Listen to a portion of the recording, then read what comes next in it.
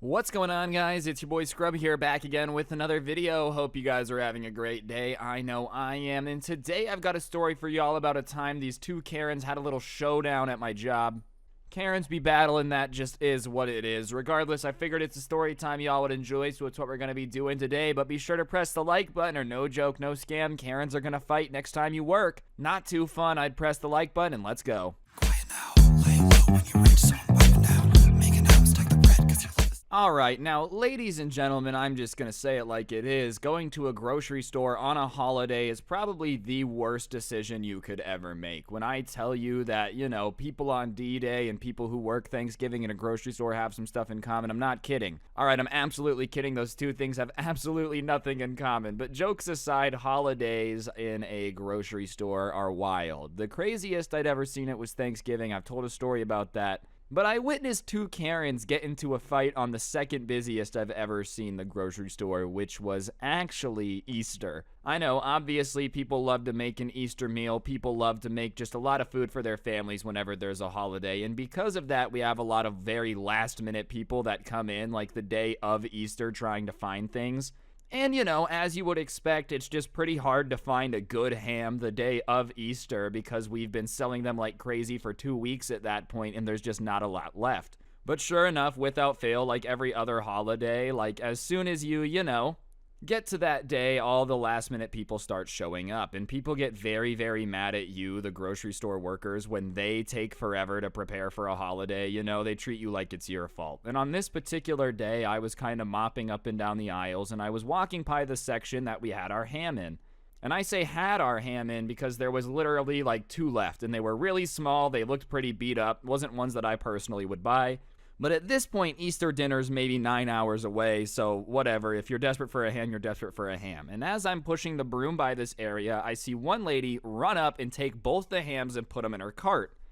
Now, whatever, personally, if there's only 2 hams left, you should probably take one, but hey, there's no rule against it. If you need both hams and there's only 2 left, I understand why she would take it. I'm not going to shame her for that. But as soon as she takes 2, another lady behind her crashes her cart into hers and says, "Hey, excuse me, I need one of those hams." Now, the first Karen in this situation has 2 options, alright? Either calmly say, "No, I need both the hams, I apologize, I'm sorry, it's the day of Easter, I kind of need these hams for dinner tonight, I'm sorry, there's nothing I could do." That's option 1, she could just ignore her. Option C, the worst option, would be to kind of make fun of this lady who didn't get any ham. But for whatever reason, that's what Karen 1 goes with, and she goes, "Oh, did you need one of these hams? Well, too bad, because I just got the last ones. Looks like your Easter is going to be a little crappier than last year." She just says that for no reason to this lady that just asked for one of the hams. I understand she might not be too happy with the situation, but you don't have to be teasing this lady for not getting a ham. Also, if you're going to make fun of someone for, waiting last minute to buy something for Easter and you are also buying hams, 8 hours before dinner, doesn't that also make you the same thing you're making fun of?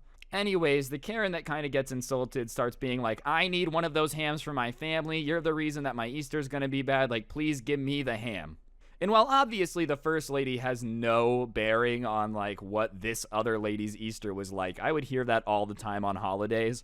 At this point, it had been, the shift is close to the end of how I'd been there on Easter. I had been told probably 30 times that day that I was the reason people were going to have a bad Easter. People just love to throw that around because they think magically that's going to, make you feel bad and give them whatever you want.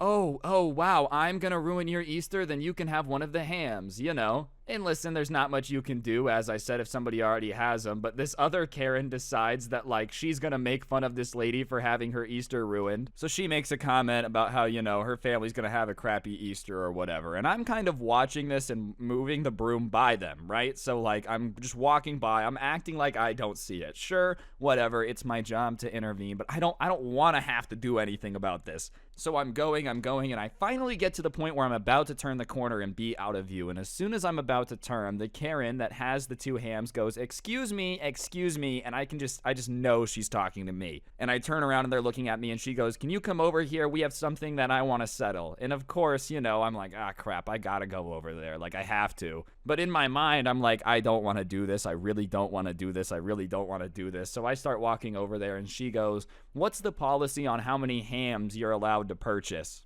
And obviously, I've overheard everything, so I know why she's asking me this, so I don't really want to be caught in the middle of this at all. So I just say, as far as I know, we don't really have a policy as to how many you're allowed to purchase. Like, we just don't. I don't know. And she looks at the other Karen and goes, see, you idiot, I can buy as many as I want. There's no rule against it, but nice try. I'm buying both these hams. And the other lady looks at me and goes, are you just gonna let her talk to me like that? And I'm like, I don't know what I didn't know what to do. I don't know what she wanted me to do. You guys are arguing in the middle of the grocery store. I came over, said what I know, which is that we don't have a rule against buying a lot of ham. She insulted you. I don't know what I'm allowed to do about that, dude. So I'm kind of just stuck here, obviously, not knowing what to say when she says, are you going to let her talk to me like that? And then Karen 1 kind of goes, no, he's going to not say anything about it. He can't control how I talk, which is kind of what I wanted to say without saying it. So I just kind of go, do you want me to get my manager at that point? I can tell they're kind of getting heated. They're going back and forth. And both of them look at me at the same time and go, yes, which means both of these ladies think that they're about to get their way. They both think that if I go get the manager, if they're walking out of here, both being right. So I'm like, okay, I'll be right back. And I get out of there pretty damn quick. I've moved pretty quick with the broom because I was good at getting the store swept pretty quick. But you know what I mean. I beeline to the manager. I go, there's 2 ladies fighting over hams. It's getting pretty heated. You might want to get out there and take care of it. So me and my manager go back. He brings me with him because I've already been there. And these ladies, when we get back, had just been arguing the entire time. But now instead of just making snide little comments at each other, they're practically just screaming at each other in the middle of the frozen section by the ham.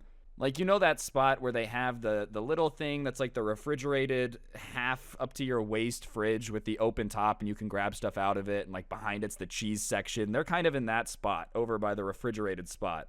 And they're just screaming at each other, but not even about the ham or Easter. At this point, it's just evolved into I bet you that you have never even eaten at this restaurant. They're just arguing about total nonsense. And they see me and my manager, and they both be quiet pretty quick and start acting as nice as possible to my manager. They wanted to outmaneuver each other, get the edge. And my manager is like, what seems to be the problem here? And of course, they both tell 2 very different stories. In one, she grabbed 2 hams and the other lady threw her cart into her, injuring her leg and started threatening her. And in the other lady's story, she was pushed down in the parking lot by the first Karen who told her she was going to go buy all the hams and there's nothing she could do about it.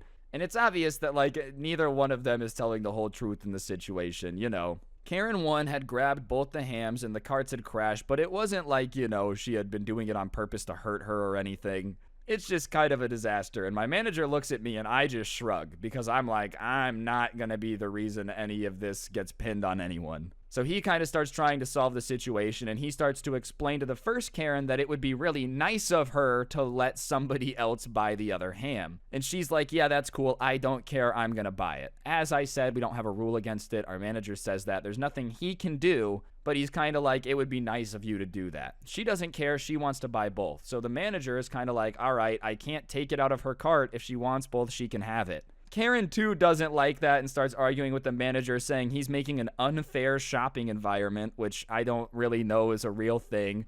And she says one way or the other she's getting a ham. And at that point, she does something that makes the Karen fight escalate a little bit. The Karen that didn't get the ham decides she's just had enough, and she grabs the ham out of the other lady's cart and goes to start running, right? And she gets a little bit away, but Karen 1 wasn't about to just let her get away with the ham so easily. So she flips her cart around and pushes it so it hits the other lady running away, and she falls with the ham and it clatters to the ground because it's a frozen ham.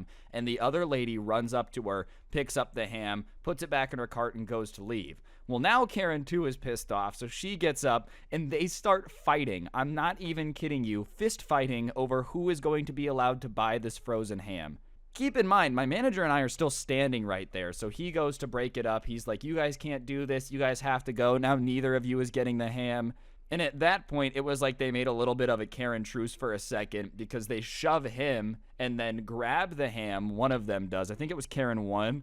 And they just both start running. It was like they realized the jig was up and now they just had to get out of the store as fast as possible. So they each took one of their hams and just took off. Once the manager said neither of you are getting a ham, now the sharing lesson came out. Now the first grade lesson about share with your neighbor was being implemented. Anyways, my manager had gotten shoved, and it was one of those stores where we had the rule where, like, you're not actually allowed to put anything or, like, anything in the way of a shoplifter, stop them, intervene in any way. Like, we had one of those rules. So we just kind of had to watch these ladies each running out with the ham. And they get to the door, like, we could see it, you know, one of them, and they start fighting over the ham again. The truce only lasted until the point where they got to the door. Once the manager was no longer a threat, it was like now the battle for the ham was back on. As for why they still wanted this ham so bad, I have no idea, but we're just kind of watching it at this point.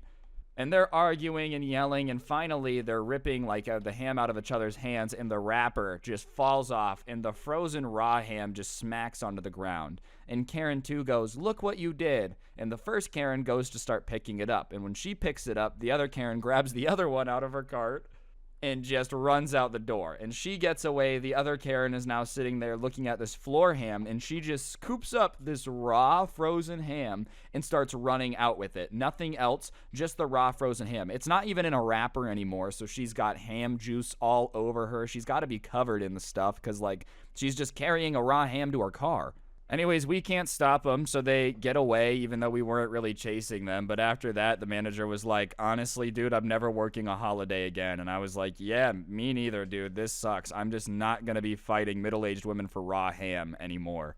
But yeah, that's the story time of the time these two Karens got into an altercation over ham. They ended up both getting ham, even though I guess technically street/grocery store floor ham probably doesn't taste very good. Either way, I just wouldn't recommend doing it. But on that note, guys, that's going to do it for the video. Hopefully you enjoyed. If you did, I'd really appreciate you taking a second to press the like button. Let me know in the comments section down below what you thought. And, of course, subscribe if you're new and turn on those notifications. If you really want to help me out, link to the intro songs down below, along with a link to the coolest podcast, the Scuffed Cast, and a link to the coolest merch to ever exist. We got new merch coming out tomorrow, so be sure to be on the lookout for that. And last but certainly not least, if you use code SCRUBBY at the G Fuel checkout, you get yourself a bit of a discount, so be sure to do that. Helps me out, helps you out. Everyone's a winner. And on that note, don't get anyone pregnant. If you do, make sure they're hot. I'll see you guys next time. I'm out. Peace. What's going on, guys? It's your boy Scrubby here, back again with a cold. Hope you guys are having a great day. I know I am. And today I've got a story time for y'all that's going to be a little bit longer. Hopefully you enjoy it, about a Karen that ended up, ruining a sleepover. It was sent in by a subscriber, but I love this because, usually a Karen threat comes from the outside. It's someone that you least expect it. But on this particular instance, it came from inside the crew. Basically, the kid who threw the sleepover's mom was a Karen, and it's just downhill from there. And it's got to be embarrassing to be in that situation, but that's just the way the ball bounces sometimes. But regardless, it should be a pretty fun video, and without further ado, let's get into it. But before we do, press the like button, or no joke, no scam, your mom will turn into a Karen. Yeah, that's right. Unless you press the like button right now, your mom will be 100% Karified, and that's not a good thing. And let's go. I'm getting quiet now. Lay low when you reach zone by now. Making out, stack the bread. Alright, so what you gotta know is there was this kid at this guy's school that everybody was pretty cool with. We're gonna call him Mark for the story, and he was a cool enough dude. His birthday was coming up, and he ended up inviting the whole class because that's just the type of guy Mark was. And obviously, when you're a little bit younger, whenever somebody has a birthday party and they're like a cool kid in the class, everyone and their mom wants to go. And so as soon as Mark hands out the invites, everyone's excited. It's going to be a huge party, but the only one that didn't seem excited about it at all was Mark himself. And he starts literally telling people, like, "You might not want to come to my birthday party. Trust me, it's not going to be that fun. My mom's just a little different. She's not a big fan of fun," was his exact words. And he's like, "I just wouldn't really recommend coming." And keep in mind, these kids are probably about 8 when the story takes place. So, like, this is a young dude being like, "Nah, my mom's just not very fun." But obviously at that point, everyone in the class is like, well, everyone's embarrassed of their mom, so most of the kids just RSVP anyways, being like, it'll be a great time, Mark's awesome, there's no way that his party won't be awesome. And on top of just the entire class being invited to the party, there was a smaller group of Mark's closest 5 friends in the class that were also asked to spend the night, and obviously they said yes because it was their friend's birthday, that's just what you do. And he kind of told them, hey, just so you're aware, my mom can be a little wild. Don't be surprised if the sleepover isn't what you expect. And everyone kind of thought that Mark was just being a little bit dramatic. There's no way it could be that bad. And finally, the day of the party comes and everybody shows up to Mark's house, right?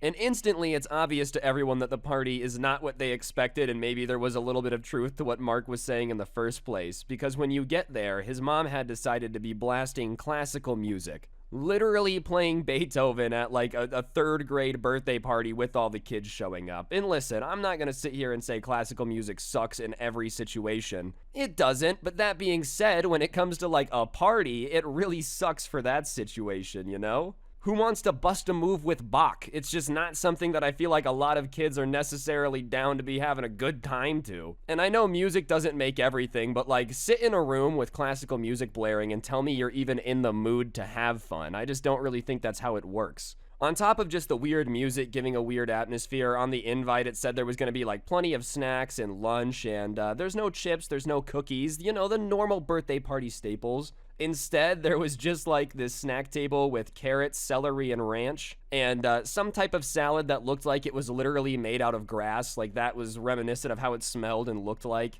And listen, I'm all for being healthy. I understand, you know, you don't want your kids to eat a billion cookies, but it's just kind of weird when you tell everybody there's going to be a lot of snacks and everything, and then you have like 4 carrots, 1 celery stick, and a rabbit that if anyone wants to take a bite out of, I guess they could. This is a birthday party. You're blasting classical music. You're treating it like it's your book club, not a bunch of 8-year-olds that wanted to jump in a bounce house. Anyways, obviously, when you invite a group of kids that think they're going to be at a birthday party and they show up and it looks like this, they tend to get disappointed pretty quick. And Mark is literally sitting in one corner of the room as all of his classmates are just kind of sitting there.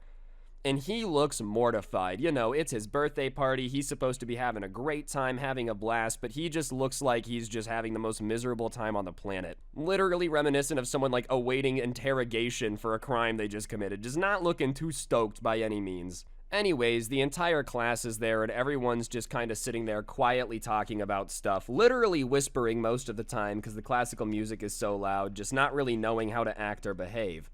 And literally no one's being loud, right? No one's interrupting the music, no one's critiquing anything, everyone's just kind of quietly whispering to each other. But Mark's mom starts going around to like all the people that are whispering at each other and says that they're ruining the music for her. She can't properly enjoy the music that's playing when people are whispering because it ruins the experience for her. And listen, man, it's just reality that when you're at a party, people are going to be talking over the music. I thought that was just common sense, but apparently not.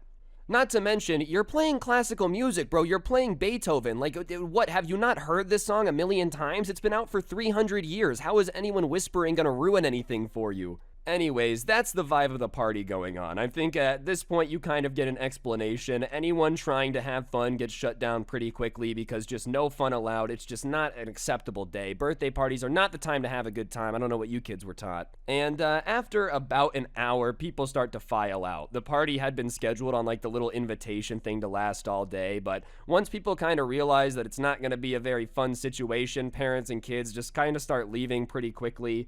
And it gets to the point where, like, after 2 hours of the party starting, it's basically just the 5 kids that are, like, going to spend the night are the only people left. And I'm gonna assume that most people ended up leaving because of the no fun rule, but another reason that I think people filed out pretty quickly from this dude's explanation is that for some reason, this Karen was only playing like the same 3 classical songs over and over and over again on a loop. It was like those were just the 3 she knew. So obviously you're in a situation where you can't talk because you're interrupting the music, but the music is just the same 4 songs from 800 years ago on repeat. Like, it's just not a very fun situation. So like I said, everyone leaves and it's just the smaller group of kids that's gonna be spending the night there. You know, they're gonna have a great time. They're gonna have a blast. Oh wow, we're gonna have a great time at Mark's house.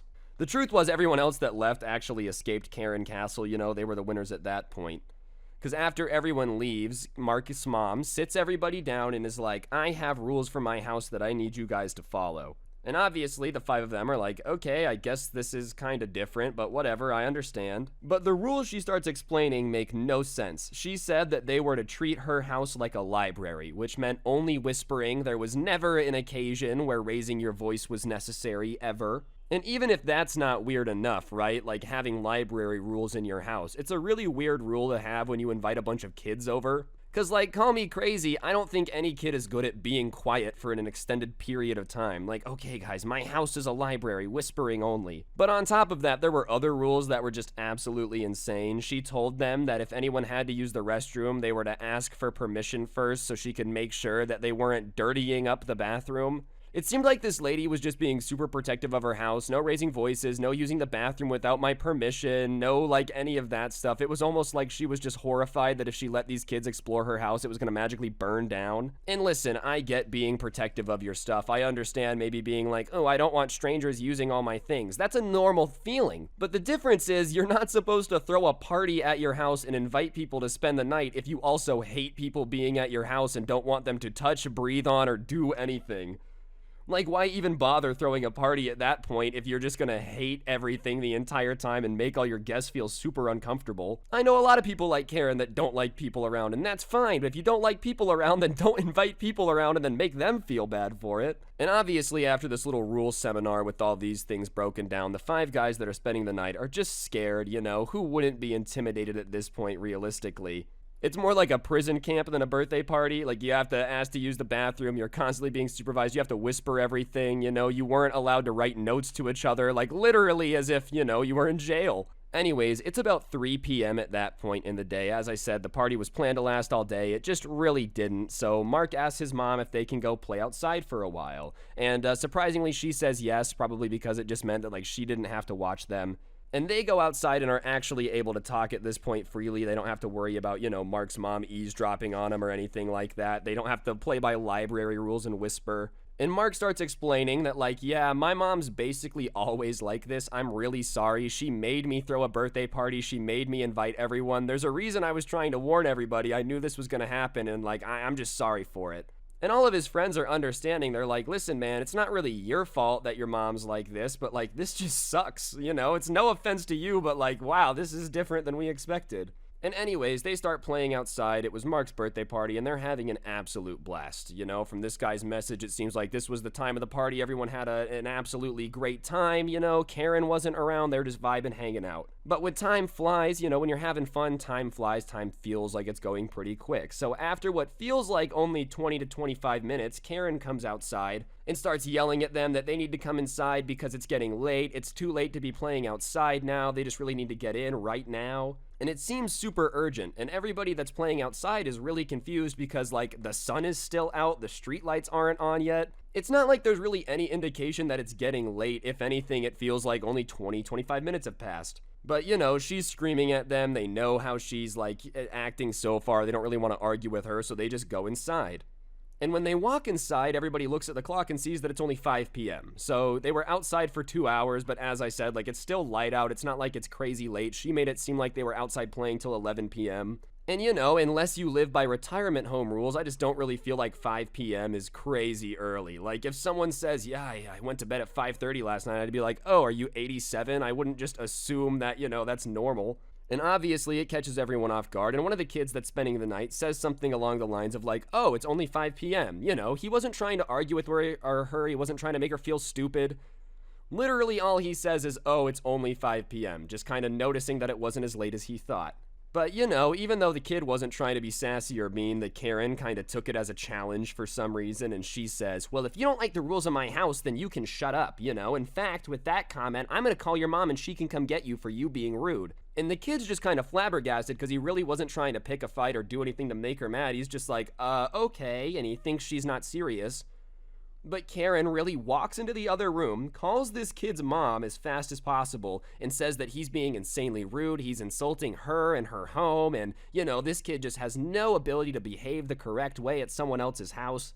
And they don't really know what his mom was saying back, but it sounds pretty pissed off, which any mom would be, bro. Like, imagine your mom getting a call saying that you were misbehaving and you needed to come get picked up because you were being rude. Even if the mom's nuts, chances are, like, you know, your mom's gonna be mad at you and not understand that situation. So his mom rushes over there and comes and gets the kid and is obviously mad at him for quote-unquote being rude to the host, you know, not the way he was raised.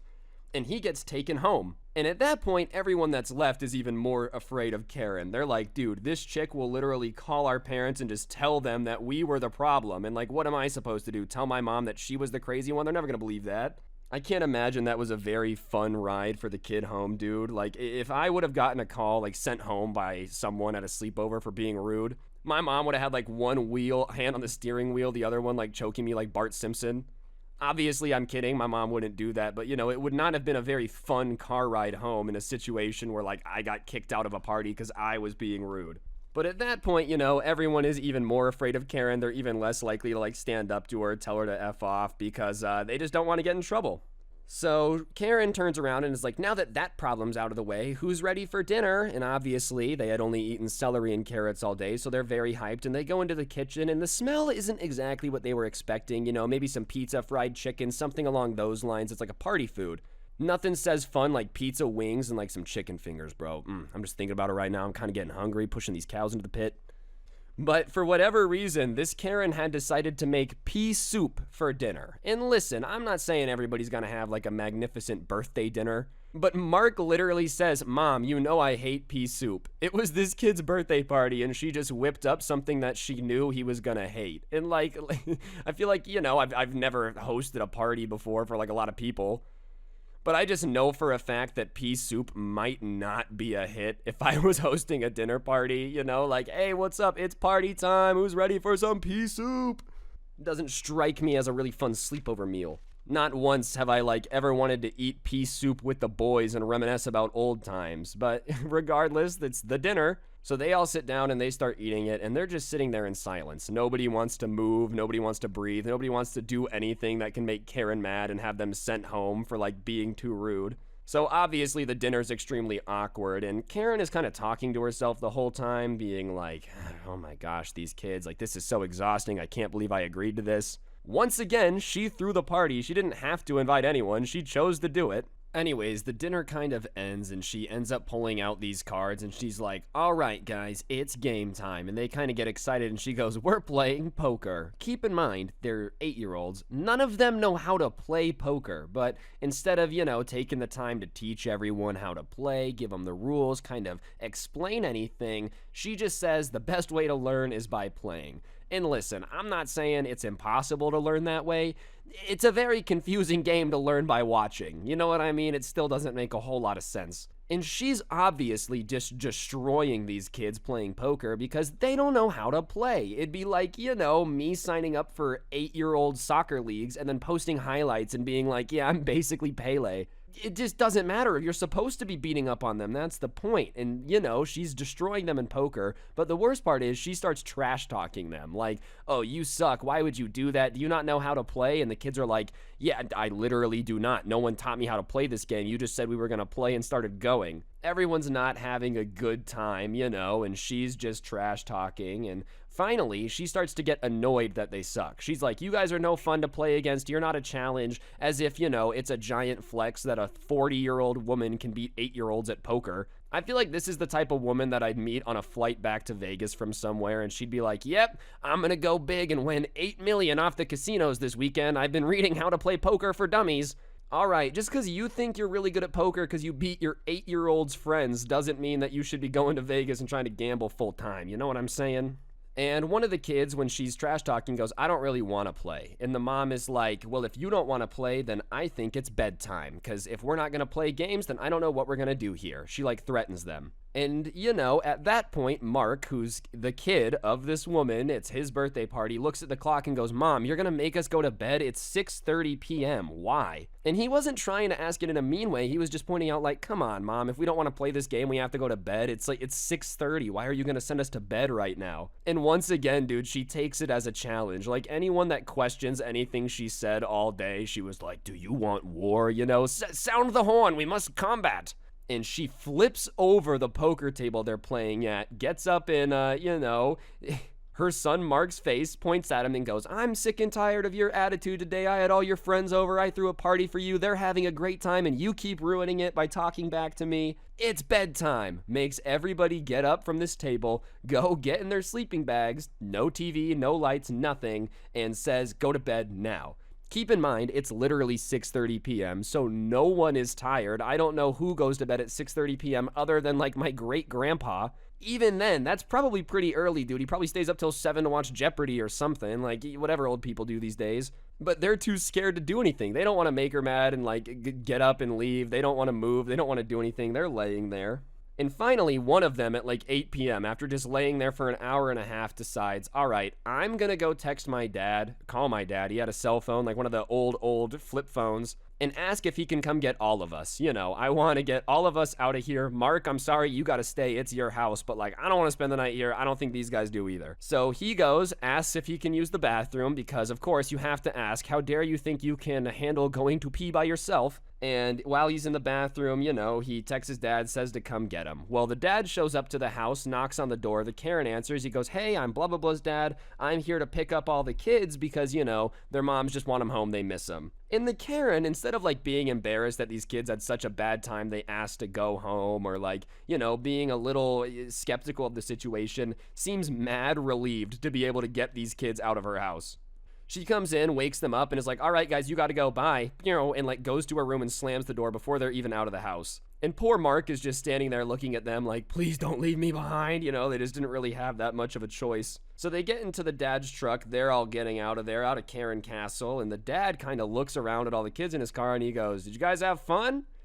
And everybody's just silent. And the dad looks at him again. He goes, yeah, she seemed a little crazy. And they just start driving, right? And the entire time, everyone's just kind of sitting there silently, like not really knowing if they should talk about what happened or like just how crazy it was.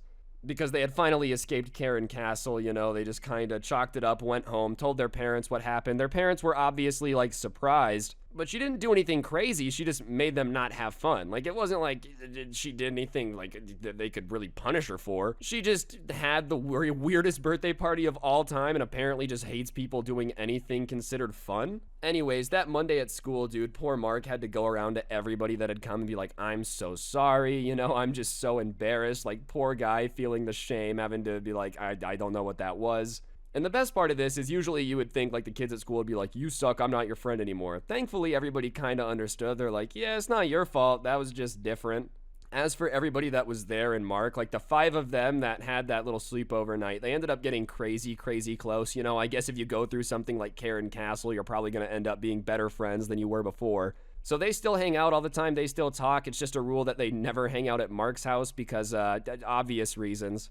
But yeah, I'm still not really sure how it's possible to be this bad at parties. Like, if you hate it this much that you're gonna basically make it into a little prison, maybe just don't throw a party. I think that's equally acceptable and probably just better. Like, that would have been better to just not throw anything. But regardless, that's the story time of this Karen that ruined her own son's birthday party sleepover thing. Hopefully you enjoyed. If you did, I'd really appreciate you taking a second to press the like button. Let me know in the comment section down below what you thought.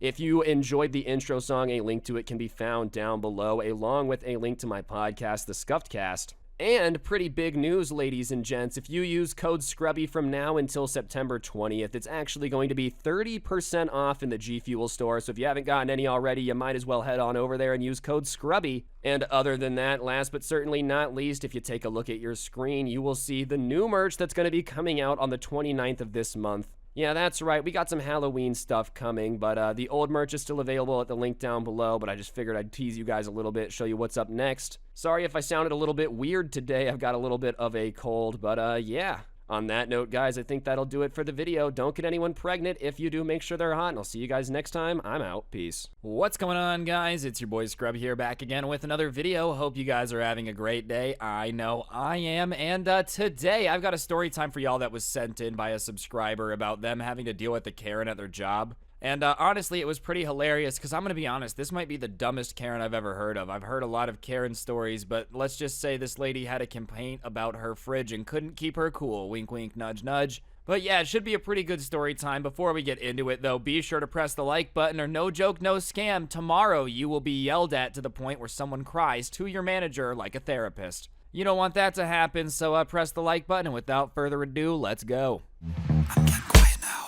Laying low when you reach zone, piping down, making out stack. Alright guys, so as I said, this story time was sent in by somebody, and I'm not going to expose exactly where they work at, but in order for the story to make sense, I kind of have to expose where they work at. And it's an electronics store that some people would say is the best place to buy your electronics. There you go. Clap, clap for my ability to keep that a secret. Regardless, this person has to deal with a lot of like delivering of appliances. Whenever you order something from this place, buy something there, and it needs to get delivered to your house and installed and whatnot, this is the guy who comes there and does it. And because of that, he's been to a lot of houses. He's installed a lot of fridges, he's put a lot of sound systems together, he's had to just deal with a lot of people having stuff installed in their homes. And one thing that he's said is the Karen he encounters here are like the absolute worst. Because it's the type of people that have spent a lot of money on something they probably don't need. Like, obviously you need a fridge, you need a dishwasher, but when it's like a $40,000 sound system, it's somebody who's got a lot of money to blow on stuff they don't need, and they're very particular about the way that they want things done. And because of that, they just tend to be very good at dealing with these types of people, just making it work out so the job can get done, everyone gets paid, everyone's happy. On this particular day, though, they get an order that they're going to be delivering 2 fridges to this house, and they look at the address, and when you're a delivery driver, you kind of start to learn, like, the areas, I guess. I've never been one, but he's telling me that, like, they realize that the address is in this gated community where, you know, people have 2 fridges in their houses that are brand new when they move in, and, like, it tends to be an area where there's a high chance of dealing with a Karen or a Bob. That's what he calls a male Karen.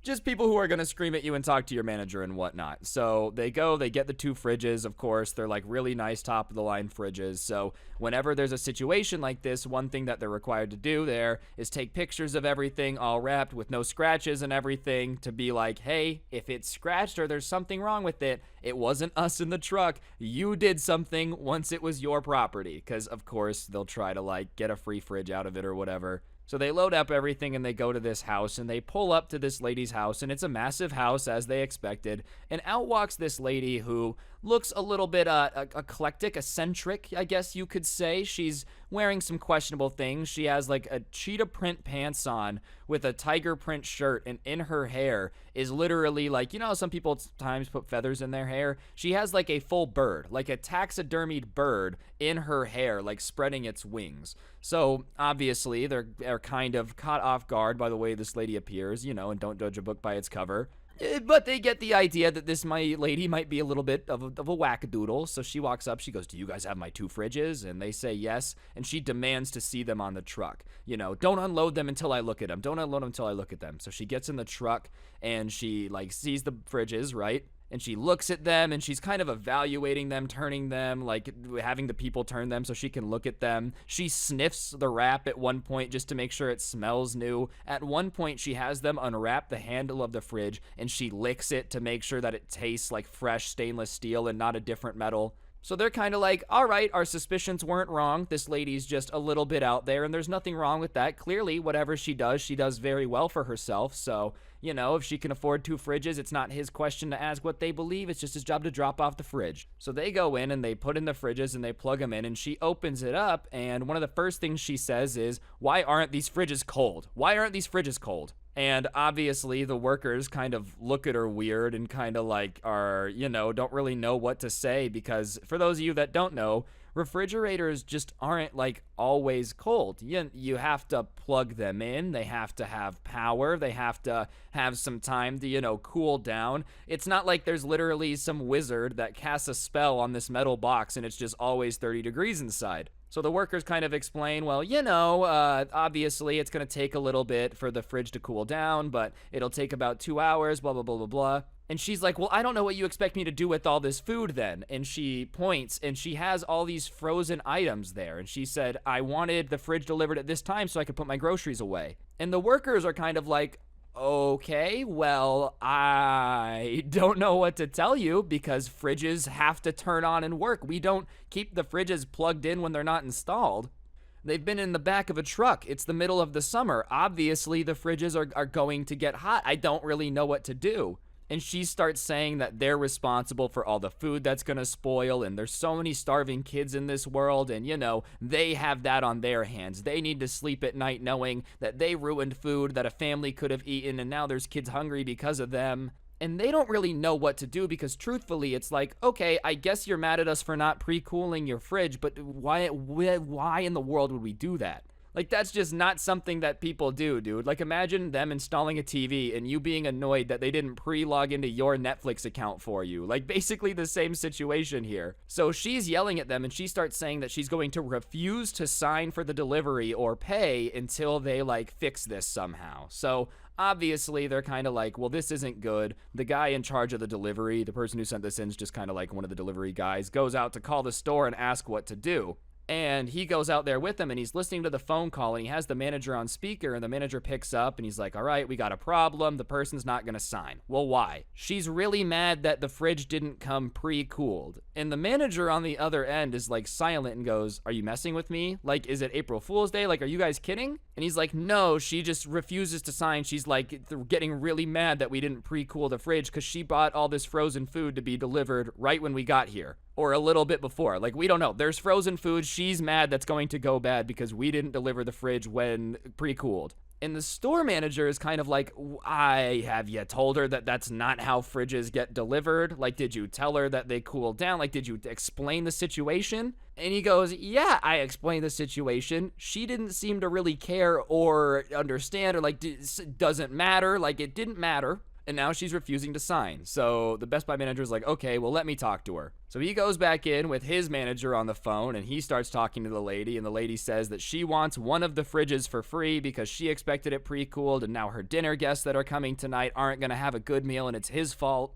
And the manager, you know, is one of the managers that tends to just kind of be like, oh, okay. Like, it's not a strong manager, you know. So he's instantly like, ma'am, I'm so sorry for my deliveries, the incompetence of my drivers. Just starts selling out the delivery driver. And she kind of starts to be like, that's what I thought. Like, I know there's protocol for these types of things. And at that point, the delivery manager is like, ma'am, he's lying to you right now. We just were talking out there. This is not a normal thing. This is bizarre to say the least. And the manager is like, that's not true, kind of on the phone trying to cut him off. And then the Karen's like, I don't know. I think you might want to be quiet because your job seems to be on the line. And at that point, it was like the delivery manager had just had enough, bro. I don't know if he had just been yelled at by Karens too many times or like the boss had pretended to have his back, gotten in front of the customer, and then reamed him out. But he's like, you know what? I quit. I'm done. You guys figure it out. Fridges don't come pre-cooled. You're stupid. I don't know how you have so much money. And you know what? I'm out of here. You guys can pick me up if you want and take me back to the store, or I'll Uber, but I quit. And he took off his like shirt because they have these delivery shirts. And he just walks out of the lady's house. And before he does it, he grabs the phone, tells the manager to F off, and hangs up. And at that point, the Karen is kind of like out of control of the situation. So she starts running after him, saying that this is all his fault and he just lost his job. And she like grabs his arm to pull him back. And he just goes, lady, I quit. Fridges don't come pre-cooled. I don't work for them anymore. I don't know what to tell you. And literally just started walking off the job site, just left. And the person who sent this in, wasn't in a position where they could really just walk off their job like that. So he calls the manager and they kind of work it out. The lady ends up signing for the fridges. I think she was so embarrassed by the fact that the guy just quit and walked off that she just decided to pay. And here's the thing. Fridges don't come pre-cooled, but like if you're obviously buying $40,000 in fridges, you got the money to pay for it. It's kind of lame to go be begging for a free one. Like, everyone wants to act baller, right? Oh, buying all the top line equipment. But like, you know what's really baller? Not trying to beg for stuff for free, bro. Regardless, the Karen decides to sign for stuff, and then she starts trying to like apologize on the phone, and trying to make the guy who quit seem like crazy unreasonable. Like, can you believe he would do that to the people that are still there? They sign off, they go. Anyways, the next day, the person who sends this in comes into work, and his manager comes over and says that like, what are they thinking? They delivered the wrong fridges to that lady's house, blah, blah, blah, blah, blah.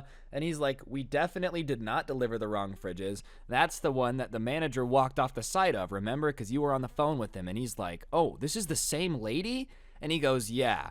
Well, apparently she had called the store the next morning and said that they delivered the wrong shade stainless steel fridge to them. It was not the one that she had seen in the store. Well, this lady apparently didn't realize that that was the only model of stainless steel fridge that this particular company had, so it had to have been the same color, and she demanded a replacement. So they literally boxed the same fridges, like a different set, not the exact same ones up, took it to her house, swapped them, and then she was happy with it and said, now these are the ones that I saw in store. These ones are right. So like that was the type of lady she was. She really needed to get the last word. The fact that somebody walked out and embarrassed her in front of everybody meant that like she had to come back and get some comeuppance on this electronics store somehow and like make them come make it right. So she literally just pretended that it was the wrong stainless steel. And I don't think they really told her that it was the exact same fridge, probably because it just wasn't worth dealing with it. But yeah, this lady is the ultimate Karen, bro. I really want to know what's up with the bird in her hair, too, dude. Like, if there was somebody I could get a backstory on from a story time somebody sent me, it's the lady that wears a dead taxidermied bird as, like, an accessory. Oh, that's just Polly the Parrot. Me and her went way back when I would defeat scurvy in the Caribbean. Anyways, guys, that's gonna do it for the video. Hopefully you enjoyed. If you did, I'd really appreciate you taking a second to press the like button and letting me know in the comments section down below what you thought of the video. I'd really appreciate it.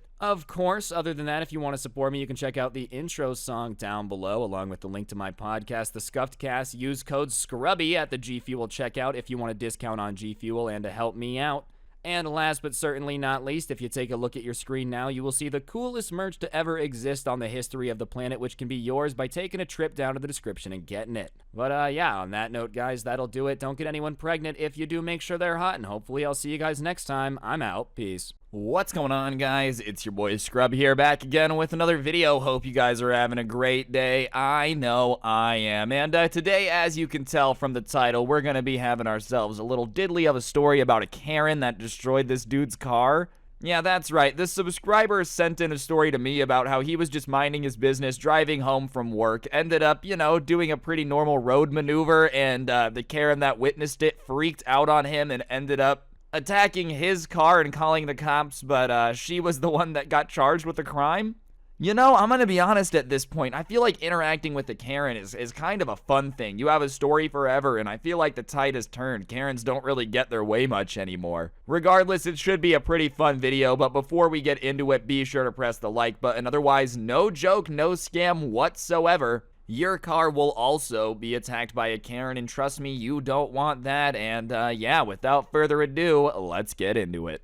Alright guys, so the subscriber that sent in this story is 17 now, and they've been driving for close to a year. They got a car on their 16th birthday, you know, they had parents that spoiled them a little bit, and they at least had the balls to like say that when they sent me their story, so I'm gonna cut them a break for having a car. And, you know, his parents got him a way nicer car than a 16-year-old needs. As I said, he admits that, and he was driving a new F-150, like a brand new F-150.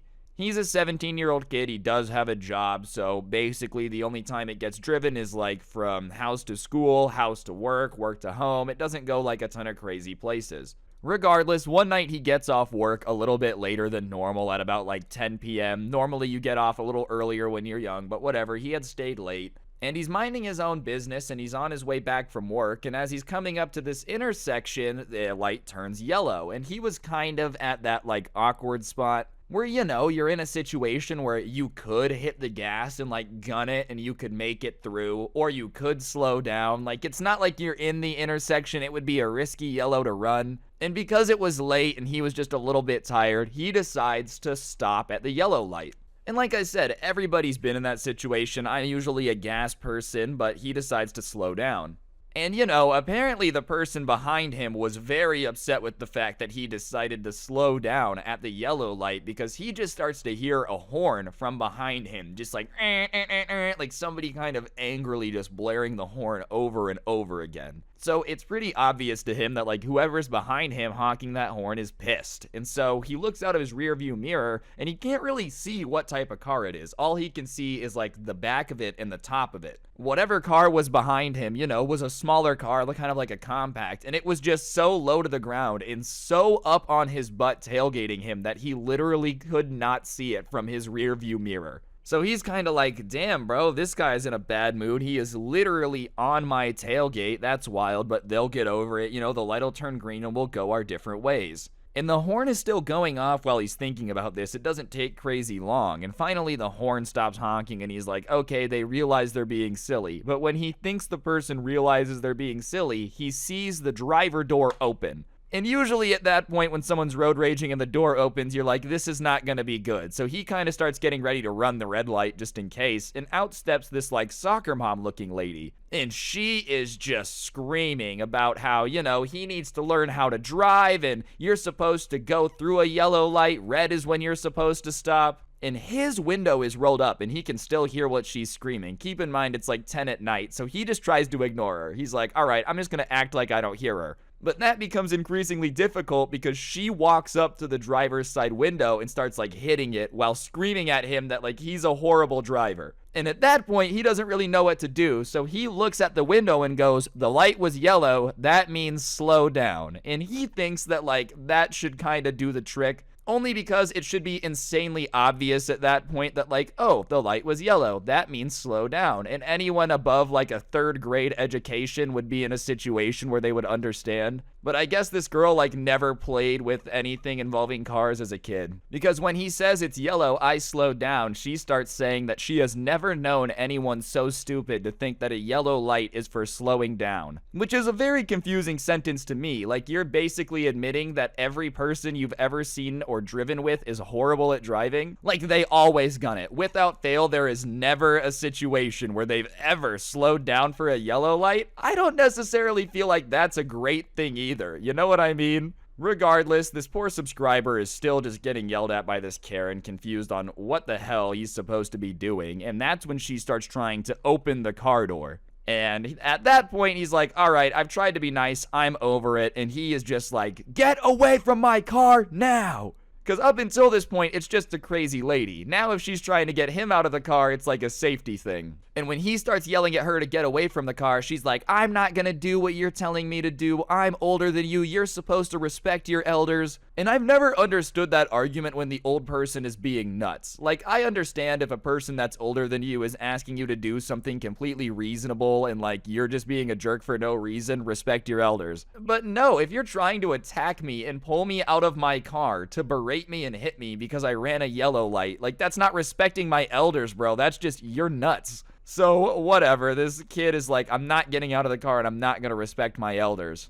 And at that point, she starts going back to her car. And once again, this subscriber, doing the normal human thought, goes, okay, it's over. She realizes I'm not gonna get out of the car and she's done. But instead, she goes to the back of the car, opens the door, and pulls out a mini baseball bat. Like, you know the collectible baseball bats that they sell at stadiums? Not the ones that are the full ones, but they're probably about a third of the size, I would say. And she walks back up to the window and is like, apologize or I'm gonna make you regret it.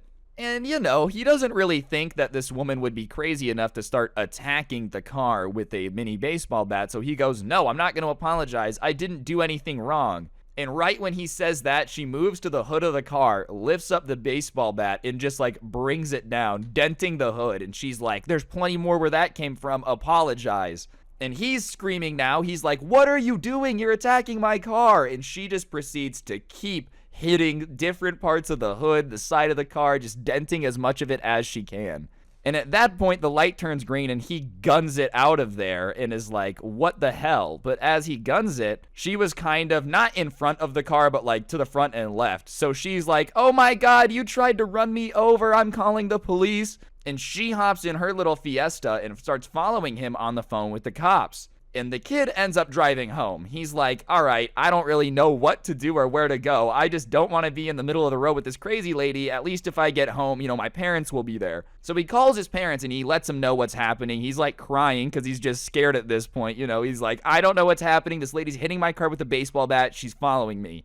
So he goes home and he's pulling up the driveway and he sees his parents standing at the top of the driveway waiting for him to get home. And behind him is this crazy lady. So he stops the car and the Karen gets out and she starts screaming that, like, you know, the cops are on the way. She's been in contact with him. He's going to be in trouble. And his parents are like, what is going on? And she starts trying to say that, like, he tried to run her over because he doesn't know how to drive and can't handle criticism. And he is just like a deer in headlights. He doesn't know what's going on. And his dad kind of asked the Karen, well, if he doesn't know how to drive and all this started over nothing, like, why is there dents all in his car? What happened? And she goes, well, I was trying to teach him a lesson about driving, so I started hitting his car with a baseball bat. This lady thought that somehow it was still his fault, even though she knew that she had been hitting the car with the baseball bat. Like, this lady was just so delusional, she thought that was acceptable. You know how it is. If somebody isn't driving the way that you like, the only acceptable thing to do in that situation is to beat their car relentlessly. If you do anything other than that, there's a possibility that, you know, they won't learn their lesson. It's like, I don't know if you necessarily need to do that. In fact, I would also say that if you start hitting someone's car and they drive away and you accidentally get hit, which she didn't, that's kind of on you, bro. Like, if you start attacking me out of nowhere and I go to get away and you fall over in the process, like, that sucks for you. I don't care. So whatever, obviously at this point they start to hear sirens and cops start to pull up, and it's like 5 cop cars. They're not really sure what the Karen had told these cops, but it's clear that they think there's some crazy stuff going on, which it was. And immediately they start calming everybody down. They separate the parent and the kid. They separate the Karen, and they just kind of start talking to everybody. And sure enough, the kid starts like telling the cop what happened. You know, I stopped at the yellow light. She starts honking the horn at me. She gets pissy. She told me to get out of the car. Da-da-da-da-da. And the cop is kind of looking at him, and he was expecting the cop to give him the look of like, oh, you're crazy. But the cop is just kind of like, yeah, and you know, he kind of goes quiet and he goes, all right, well, this lady does have a history of road rage and, you know, getting out of control. So I don't disbelieve that that's possibly what happened here, you know. Meanwhile, she's probably on the other side telling the cops just some crazy stuff. But at the same time, if this lady is unhinged enough to tell this kid's dad that, like, yeah, I hit the car you paid for with a baseball bat because I didn't like the way he was driving, then she's also probably dumb enough to tell the cops that. So whatever, they're all talking, and, you know, they walk over to the parents, they're talking to his parents, they're talking to him, he sees the cops talking to the lady, and then he sees the lady starting to get frustrated with the cops. She's like, are you kidding me? No, and she just starts saying no, and then she starts to kind of try to run back to her car, her little tiny compact car. And so when she starts running, the cop grabs her, and she tries to, like, pull her arm out of his grip, and at that point, he, like, tackles her. And he starts going, ma'am, you're under arrest, da-da-da-da-da, and she's on the ground like, no, I didn't do anything wrong, you're arresting the wrong person, She had called the cops to try to get this kid in trouble, but, like, didn't realize that the cops actually do the thing where they arrest the person that caused the problem. And believe it or not, randomly hopping out and beating somebody's car with the baseball bat is up there. And what they had been talking to his parents about, you know, he was kind of a little away, was the possibility of pressing charges. And his parents were like, yeah. I mean, obviously, if somebody is going to threaten your kid and, like, scare the crap out of them, make them afraid to drive, you probably would be pretty pissed off, too. You know, the kid who sent me this is like, I probably wouldn't have pressed charges, but they felt like their kid had been threatened, and obviously, you know, she had, like, done a lot of damage to the car, so he understands why his parents did. And of course it sucks, but I don't feel bad for her. Like, if you play stupid games, sometimes you win stupid prizes, and I feel like vandalizing a car is a pretty stupid game to be trying to go pro in. Last time I checked, there's not any ESEA leagues for, like, vandalism. What's up, guys? Welcome back to the 18th International World Series of Vandalism. We've got baseball bats, we've got bricks. How much damage can they cause? Let's find out. So anyways, Karen's getting hauled away, but the kid is still shaking up, and his parents kind of start talking to him, and they're like, look, we'll get the truck fixed, you know. And for some reason, this poor kid is like, I feel bad. And they're like, why do you feel bad? He's like, well, should I have run the yellow light? Somehow, in all of this kid was still thinking about the fact that, like, all of this transpired over the yellow light. I mean, in my opinion, you know, to make you feel better, dude, this lady was going to lose her mind this night regardless. Like, obviously, considering she went ballistic over something as little as stopping at a yellow light, this was happening either way. Whether it was you setting her off or, like, the guy at Wendy's not hearing her order correctly, something was getting her arrested tonight. Do you know what I mean? Man, you just really got to think about the fact that, like, these people are out there, you know, somewhere out there driving next to you is a lady that's like, I could beat that car with a baseball bat right now and they'd probably let me get away with it. Like, that's a real thought that some people out there really have. So to make things better, the car is getting fixed, obviously. The lady, I don't necessarily know what's going to happen to her. I'm guessing not anything good. I feel like at a certain point, you gotta lose your license if you're that mad on the road. You know, like the cop literally told the kid, yeah, she's kind of known for this. Like, call me crazy, but maybe if somebody starts to get a reputation for recklessly threatening and destroying cars on the road, it might be time to revoke the good old license. If somebody's that unstable where they're known for road rage, I feel like letting them operate heavy machinery that could do a lot of damage is the last thing I want them doing, you know what I mean? I'm not saying it shouldn't be a right for most people, but, like, you get 3 strikes. If you vandalize 3 cars with a mini baseball bat and think you're justified, the license is gone. We gotta cut you off, dude. Regardless, thank you to the subscriber for sending this in. If you guys have any super crazy stuff that happened, you can let me know. But on that note, I think that's going to do it for the video, guys. Hopefully you enjoyed. If you did, please be sure to head down there and press the like button. It really helps the video. And while you're down there, you might as well comment. If you don't know what to comment down below, just go ahead and put Autobot in honor of the car that got destroyed today. Yes, that's right. He himself was a Transformer. Other than that, if you really, really want to support the channel a little bit more, if you use code SCRUBBY at the G Fuel checkout, you will get yourself a discount. Pretty cool if you ask me, because it's the best energy drink for gamers by gamers. Beyond that, I also have a podcast known as the Scuffedcast, which you guys can check out in the description down below. And yeah, last but certainly not least, if you guys take a second and look on screen now, you will see the coolest merch to ever exist in the history of the planet, aka the Swagtastic 2 million sub collection merch. You can also find a link to that down below in the description. But yeah, on that note, guys, that's gonna do it. Don't get anyone pregnant. If you do, make sure they're hot, and hopefully I'll see you guys next time. I'm out. Peace. What's going on, guys? It's your boy Scrub here, back again with another video. Hope you guys are having a great day. I know I am. And today, ladies and gentlemen, I have a story time for y'all that I think you're gonna really enjoy. It's a story time about how this guy ended up witnessing this Karen blocking traffic to the point where, like, she's definitely gonna get arrested, maybe a felony, you know, you never know these days. Regardless, a situation like that definitely deserves its own story time. Karens are moving on from screaming at the manager of a Kmart to, like, trying to become managers of traffic schools, I guess. Regardless, it's a pretty fun story, as I've said, but before we get into it, be sure to press the like button. Otherwise, no joke, no scam whatsoever, you will be stuck in a traffic jam caused by a Karen. Yeah, that's right. I'm watching you. Go down, press the like button. I would really appreciate it, and let's go. Get quiet now. Lay low when you reach zone. Pipe down. Make an out, stack the bread. 'Cause Alright guys, so I'm gonna go out on a limb and say that driving is something that not everybody is good at. There's a reason there's a lot of car accidents, there's a reason there's enough cops on the roads to make sure that people aren't going too bonkers. It's because a lot of people suck. And you would think that being a bad driver would lead to you being, like, more careful. You know, if I was a bad driver, I feel like driving would be a lot more stressful. But for some reason, it seems like the worse the driver, the more confident they are in their driving skills. You know, like, I'm still checking my mirrors because I know I'm an idiot. I'm driving heavy machinery. For some reason, it's only the bad drivers that are running around not using turn signals, not checking their mirrors, not paying attention. And the Karen in the story time is no exception to the rule that she was a horrible driver that was just way too confident for her abilities. The subscriber that sent this in is going to be named Zach, and he was just kind of a witness to this that went down. And one day he was driving to work, minding his own business, and he pulled up to this red light, as you do. And when he pulls up to the red light, he looks to his right, not to, like, be weird or anything, but just because he's just looking around, and he sees that the lady next to him, the Karen of this story, is texting. And listen, texting and driving is bad, but she's at a red light, so it's really not that big of a deal. There's not too much going on, you know? It's not like she's really causing any issues.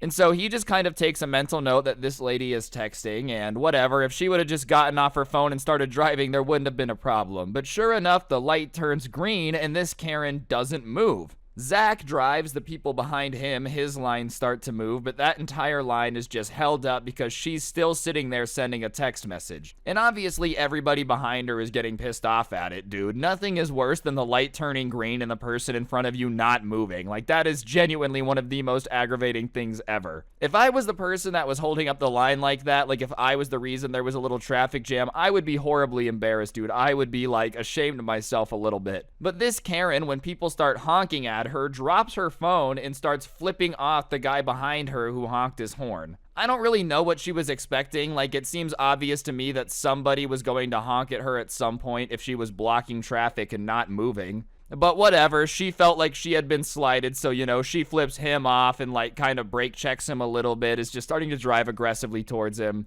And Zach is a little bit further ahead, but he's kind of seeing this in his rear view mirror. And sure enough, they're driving for a bit, and he ends up stopping at another red light, and she ends up stopping right next to him again. So he's next to this lady again, and she gets back on her phone, and Zach is like, all right, well, considering the situation that happened at the last light, she wouldn't want to be caught, like, not paying attention again. So she'll probably pay more attention, and it just shouldn't be an issue. Like, that was the logical thing to think, right? Well, the light turns green, and she's sucked into this text message to the point where she doesn't notice again. And she doesn't notice to the point where Zach pulls in, changes lanes, and pulls into the parking lot and parks. So now he's in the parking lot that's like looking at this intersection. And by the time he gets over and does this, she is still stopped. Like, she's still texting, you know, she's still on her phone, not paying attention.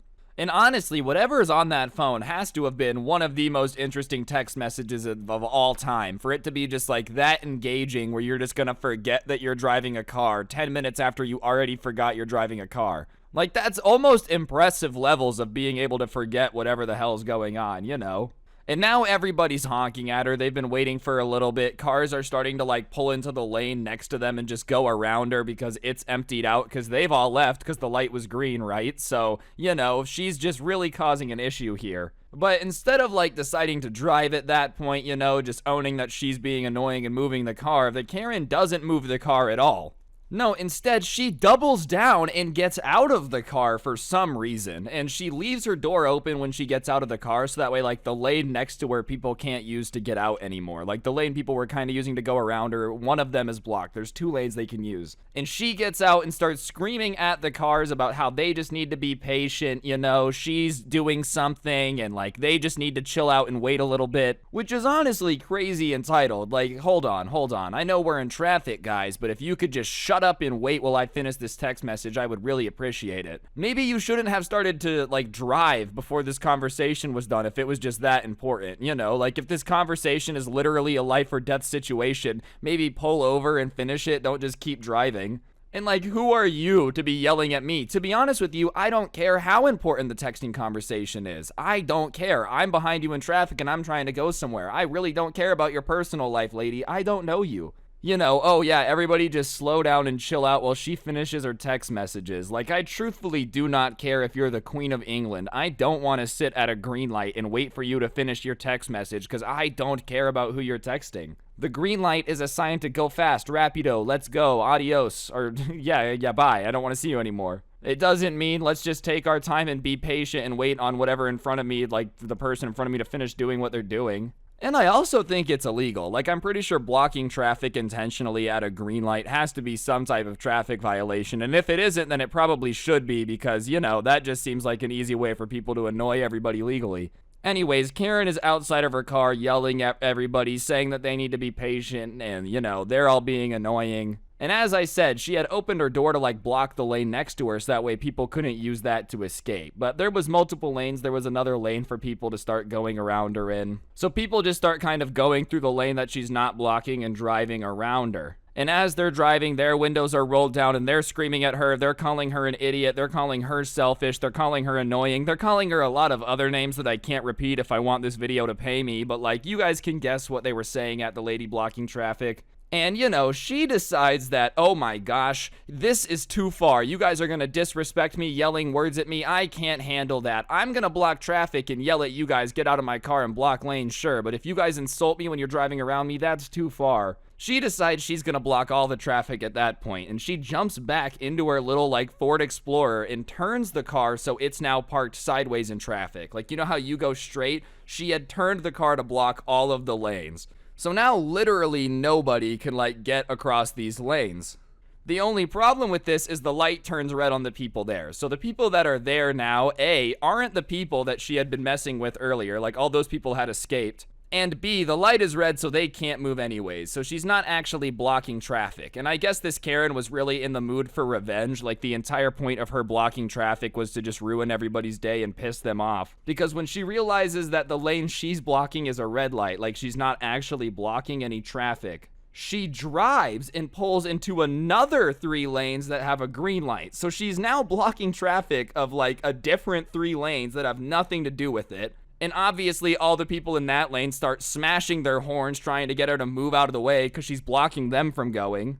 And her response to them honking is to roll down her window, start flipping them off, insulting them, saying that everybody's an idiot, like she doesn't know who anyone in this town thinks they are. And this is the crazy part that I don't understand. Obviously, the Karen road rage is already crazy, but like, this new 3 lanes of people isn't involved at all. These aren't the people that honked at you. These aren't the people that were mad at you for texting. This is literally just a bunch of random people that have absolutely nothing to do with the situation that you're now blocking the traffic of. Like, it wasn't like they were honking at you for anything other than you being in the way when the light was green. They're completely unrelated to any of this, but whatever. Yeah, you show them that they're stupid. I love how she thought this would like prove that they were dumb. Oh my gosh, I'm blocking the road and they're honking at me. Who does that? I think that's what you're supposed to do. That's literally what they teach us, is if someone's driving like an idiot, you honk. And this Karen doesn't realize that, you know, you kind of got to be aware of what type of traffic you're blocking, what type of cars you're blocking, because there's an old man right in front of her, like in the middle of her car, and he's in this old beat up diesel truck with a brush guard on it. And for those of you that don't know what a brush guard is, it's those metal things on the front of cars that kind of prevent it from like being messed up if it hits a deer or runs into anything. And, you know, it can kind of be used to push stuff out of the way. And this guy starts inching his car forward, puts the brush guard up against her car, and starts pushing her out of the way.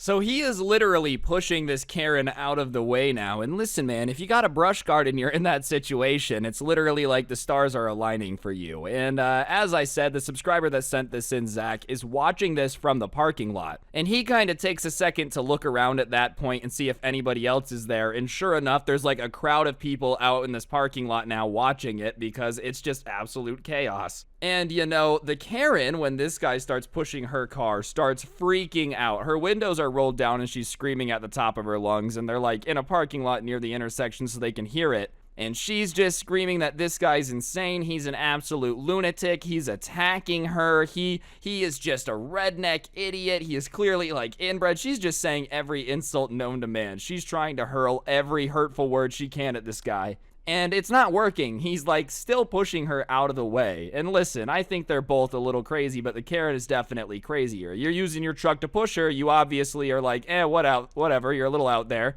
Crazy's not the right word. Maybe eccentric is better. But Karen is definitely crazier in this scenario. Like, it's not like he's the jerk for this. If you're raging, screaming at everybody, blocking 6 lanes of traffic, you're the crazy one. It's not the other way around. Like, you're not suddenly the good guy just because somebody started trying to push you out of the way. That guy's a hero. Not to mention all this because you were texting at a green light. Like, you decided to text at a green light and made everybody have to wait, and now you're pissed at them? Yeah, that makes plenty of sense. Regardless, she's freaking out now, trying to play the victim, trying to say that this guy in the truck is an absolute maniac who attacked her for no reason. She's crying on the phone with who they think is 911. They don't really know. And she's saying to the people on the phone that this crazy guy had started hitting her car for no reason and he was totaling it, and he was not totaling the car. He had literally very slowly moved towards it and was just kind of gently pushing it, you know, just out of the way. But she's on the phone screaming like this guy's just attacking her. Oh, I need help. And you know what's wild to me is like, yeah, maybe in the olden days back in the 70s, it made sense to lie if you were on the phone because it was like eyewitness, me versus them. But in this situation, there's literally like 100 people watching. There's everyone in traffic. There's everybody lined up in the parking lots around you watching. I don't necessarily think that you're going to be able to be like, he hit me for no reason, completely unprovoked, really hard. I don't think that's going to work. Literally every store around's got 80 security cameras. There's people everywhere. I'm sure people are filming it. It's just not going to work. If anything, lying and saying it was unprovoked and like he did it out of nowhere might make things worse when they realize that you're the psycho that was blocking 6 lanes of traffic. Anyways, while she's on the phone screaming, the guy just doesn't care. He just keeps pushing her out of the way. And if anything, he kind of picks up the pace and goes a little bit faster. In the way that it's situated now, he's moved the truck a little bit more to the front of her car, so he's kind of turning her around in the back direction. Anyways, he's just kind of pushing her, and he ends up spinning her all the way around to the point where, like, the front of her car is now facing the right direction again. Like, she's no longer going against the flow of traffic or blocking it. She's the right way. And when he gets her like that, he backs up, turns his car so it's straight, and just starts driving away. Like, you know, that was just what he was going for. It wasn't like he was going to stick around and wait. He didn't want to, you know, get involved in it at all. He had literally just moved her out of the way so that his truck could get through and then left. Like, it was what his entire plan was. And honestly, I guess he had either become fed up with it, didn't want to stick around, maybe he had a warrant or something, or maybe he had just got the feeling of like, my work here is done, I've saved everybody, you're welcome. But yeah, either way, no matter what was going through his head, he just ends up dipping. He's like, I'm out of here. I'm sure technically he had done something wrong. It's still funny to me that, like, okay, lady, you're blocking traffic. The guy in the truck's allowed to move you out of the way. Anyways, as he's kind of fleeing the scene, for lack of a better term, he kind of drives past Zach. And so when he drives past Zach, Zach turns around to look at the back of the truck just to kind of get a better look at it because he just can't believe what he's seeing. And sure enough, by like the grace of Grayskull, dude, the back of this truck doesn't have a license plate, and the front didn't either. This car, you're not supposed to be driving without a license plate on the road, was just driving without plates on, which means that even if people had like taken pictures of the back of the truck or the pictures of the truck, it would have been extremely hard to track down because they lived in like a decently sized city. It wasn't impossible to track down, but it meant that it was going to be really hard to try to find the truck that had like moved this lady out of the way. It was going to be insanely difficult. And the truck just skedaddled, and when Zach sees it doesn't have a license plate, he just gets a big smile on his face and starts laughing because it just makes it that much better. And about a minute after the truck skedaddled, the Karen was still there. It looked like her car had kind of stopped moving. I don't know if she had decided to stop it or if, like, you know, it had literally stopped moving just because of what she had done to it. But she was just stopping there, and the sound of sirens started to fill the air. And, like, once that sound came to, Zach kind of snapped out of his just entertainment, like, oh my gosh, what's going on situation.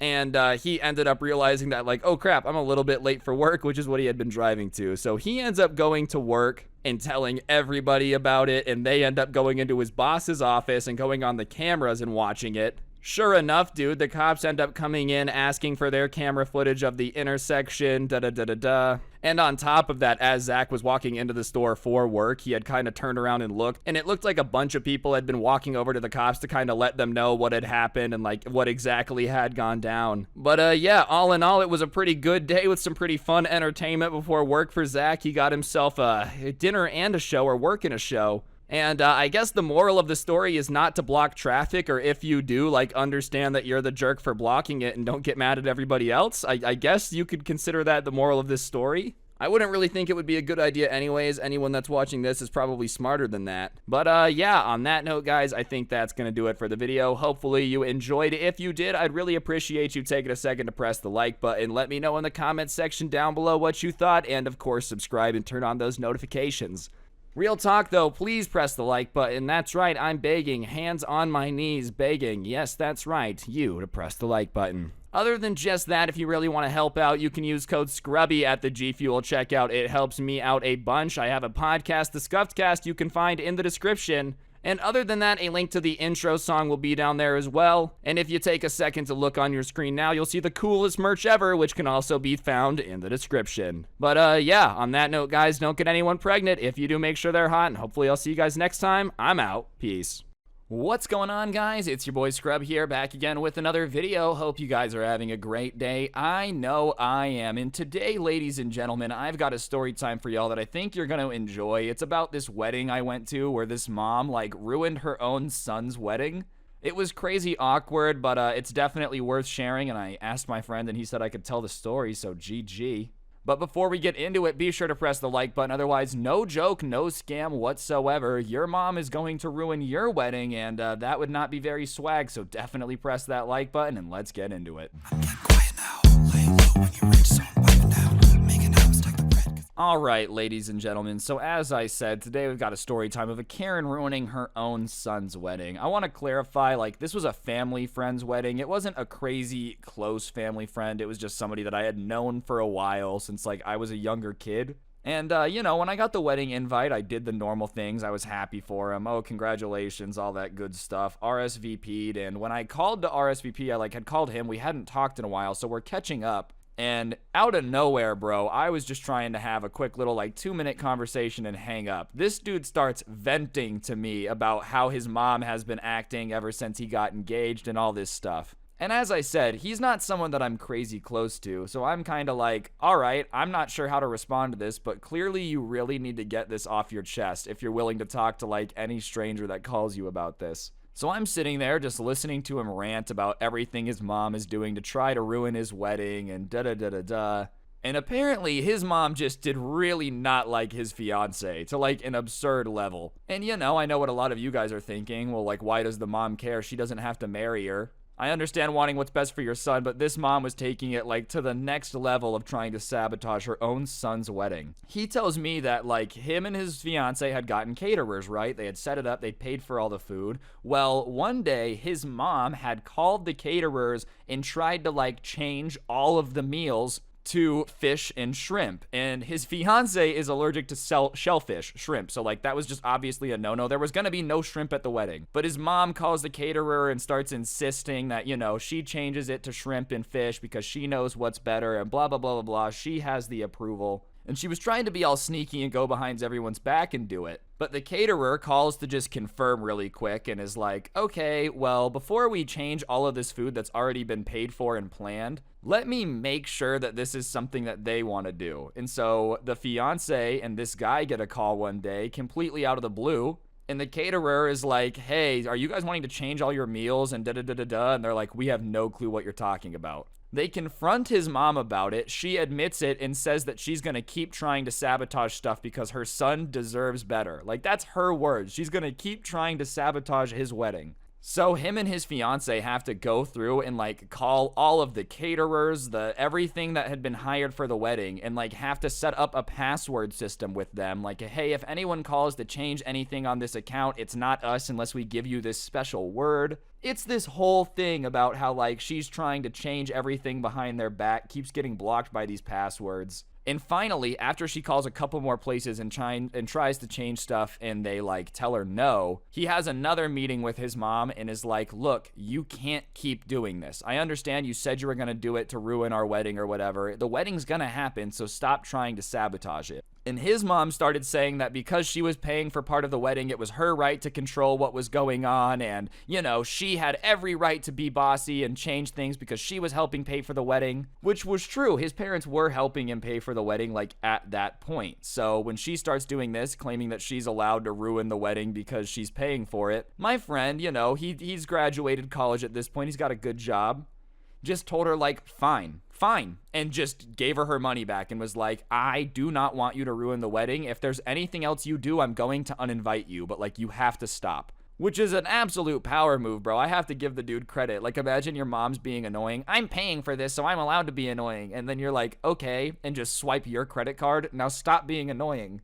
Anyways, I'm still on the phone, bro. I was just trying to RSVP for the wedding, and all this stuff is getting dumped on me. And I'm sitting there, obviously interested in the story, because, like, it's a train wreck. Those type of stories interest me. But I'm also kind of shocked, dude, because, like, this is this dude's mom. Your son is getting married, and you're just hell-bent on preventing it from happening. Like, all right, I understand you maybe don't like who he's marrying. Clearly, after you've tried to sabotage it and had these discussions and he's still not going to break up with her, it's gonna happen. So you might as well just, like, try to make the most of it and get along with the person that's going to be married to your son, you know? Nah, instead, she's just, like, trying to go behind their back, cancel the flowers, change the food, just being an absolute psychopath. Anyways, I finished the RSP, he hangs up, and like, I just figured that he had to get it off his chest, he had to vent, he had nobody to talk to about it, so I was probably just who he was dumping it on. And honestly, I had kind of forgotten about it. I figured by the time the wedding rolled around that like stuff would be figured out, or you know, there wouldn't be any issues there, hopefully. I don't know why I thought that in retrospect. It was pretty obvious something was gonna go down. But I don't know, I'm a dude, I was just like, oh, whatever, she'll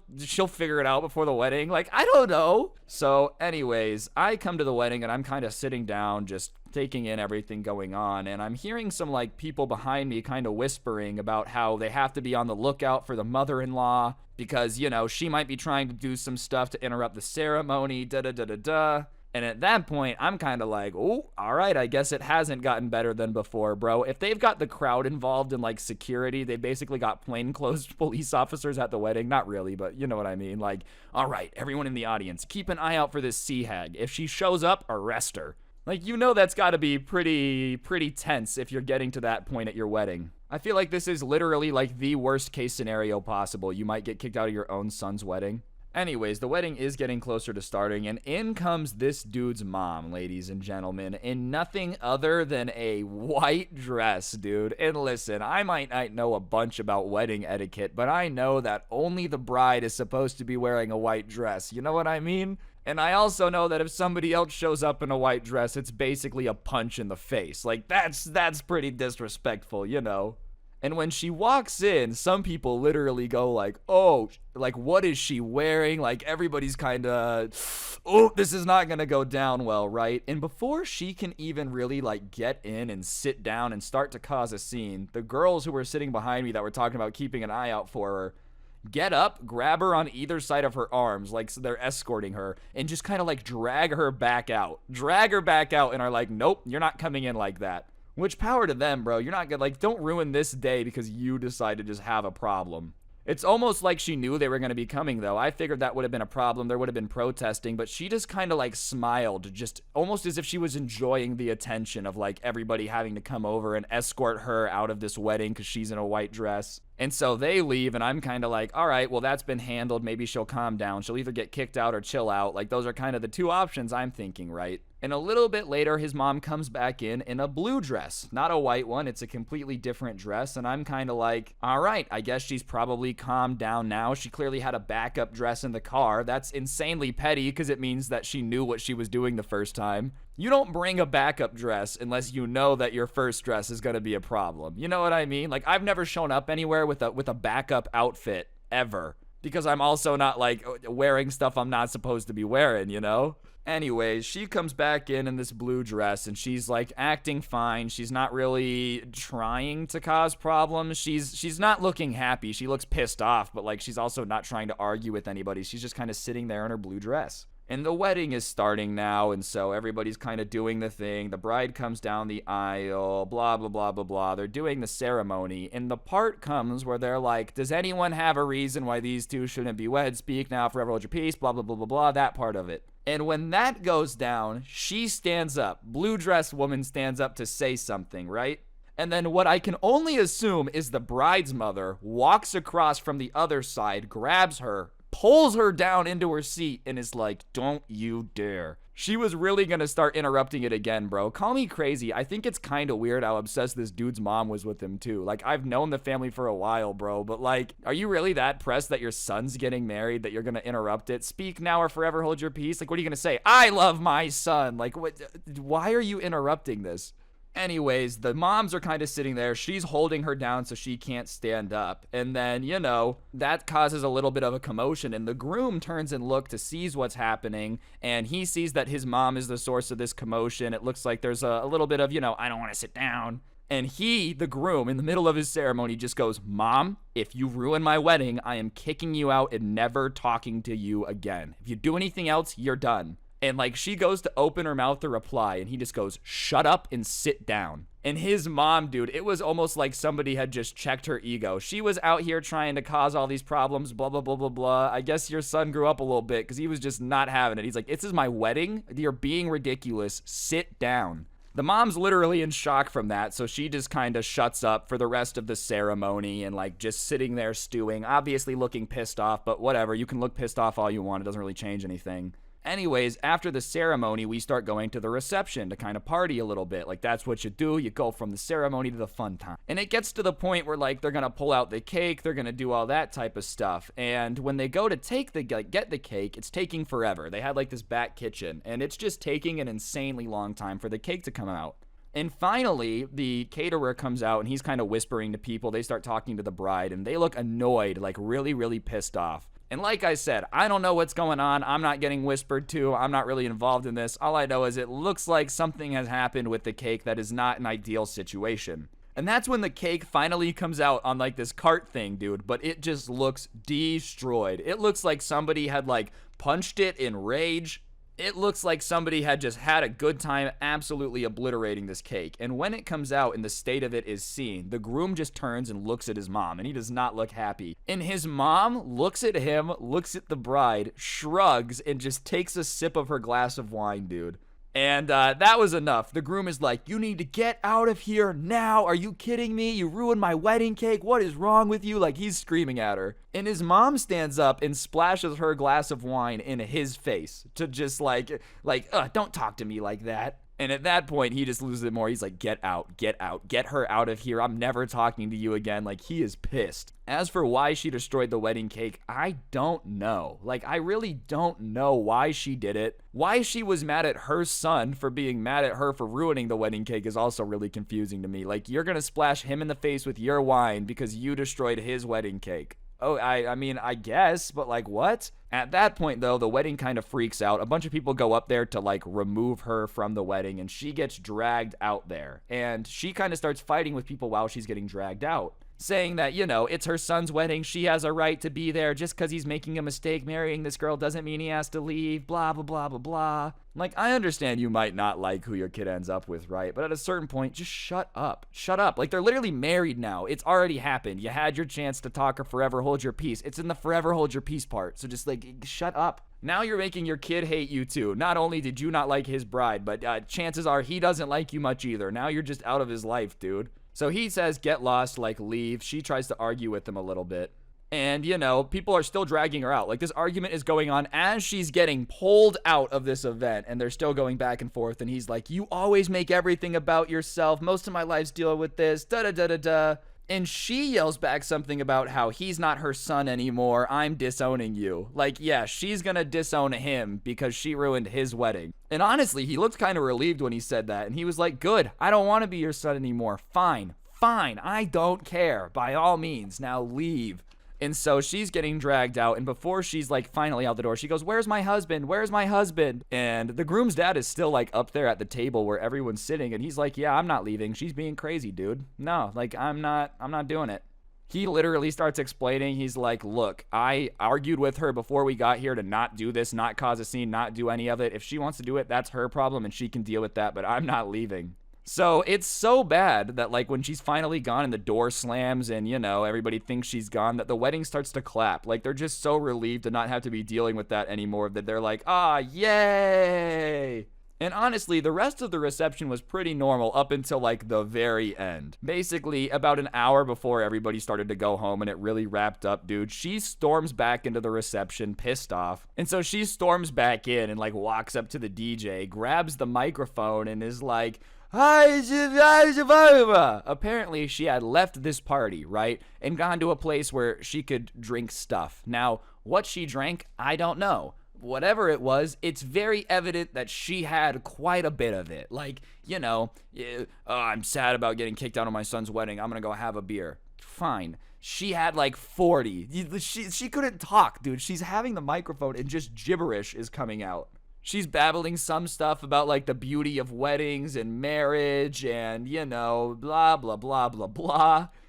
And at this point, like, a group of people come to kick her out, but it's not as much anger and, like, kicking her out this time as it is just, like, they kind of feel bad for her, bro. It was embarrassing because it was just pity. Just pure, like, all right, get out of here. They weren't even mad that she had shown back up. It was just embarrassing. They're like, you just gotta go because you're a disaster. Like, you can't even talk, dude. And the look on the groom's face when she was just screaming on the microphone was just like, I cannot believe. Like, it just pure, like, what is going on? You know in The Office when they look at the camera and just give the look of just like, I don't even know what to say right now?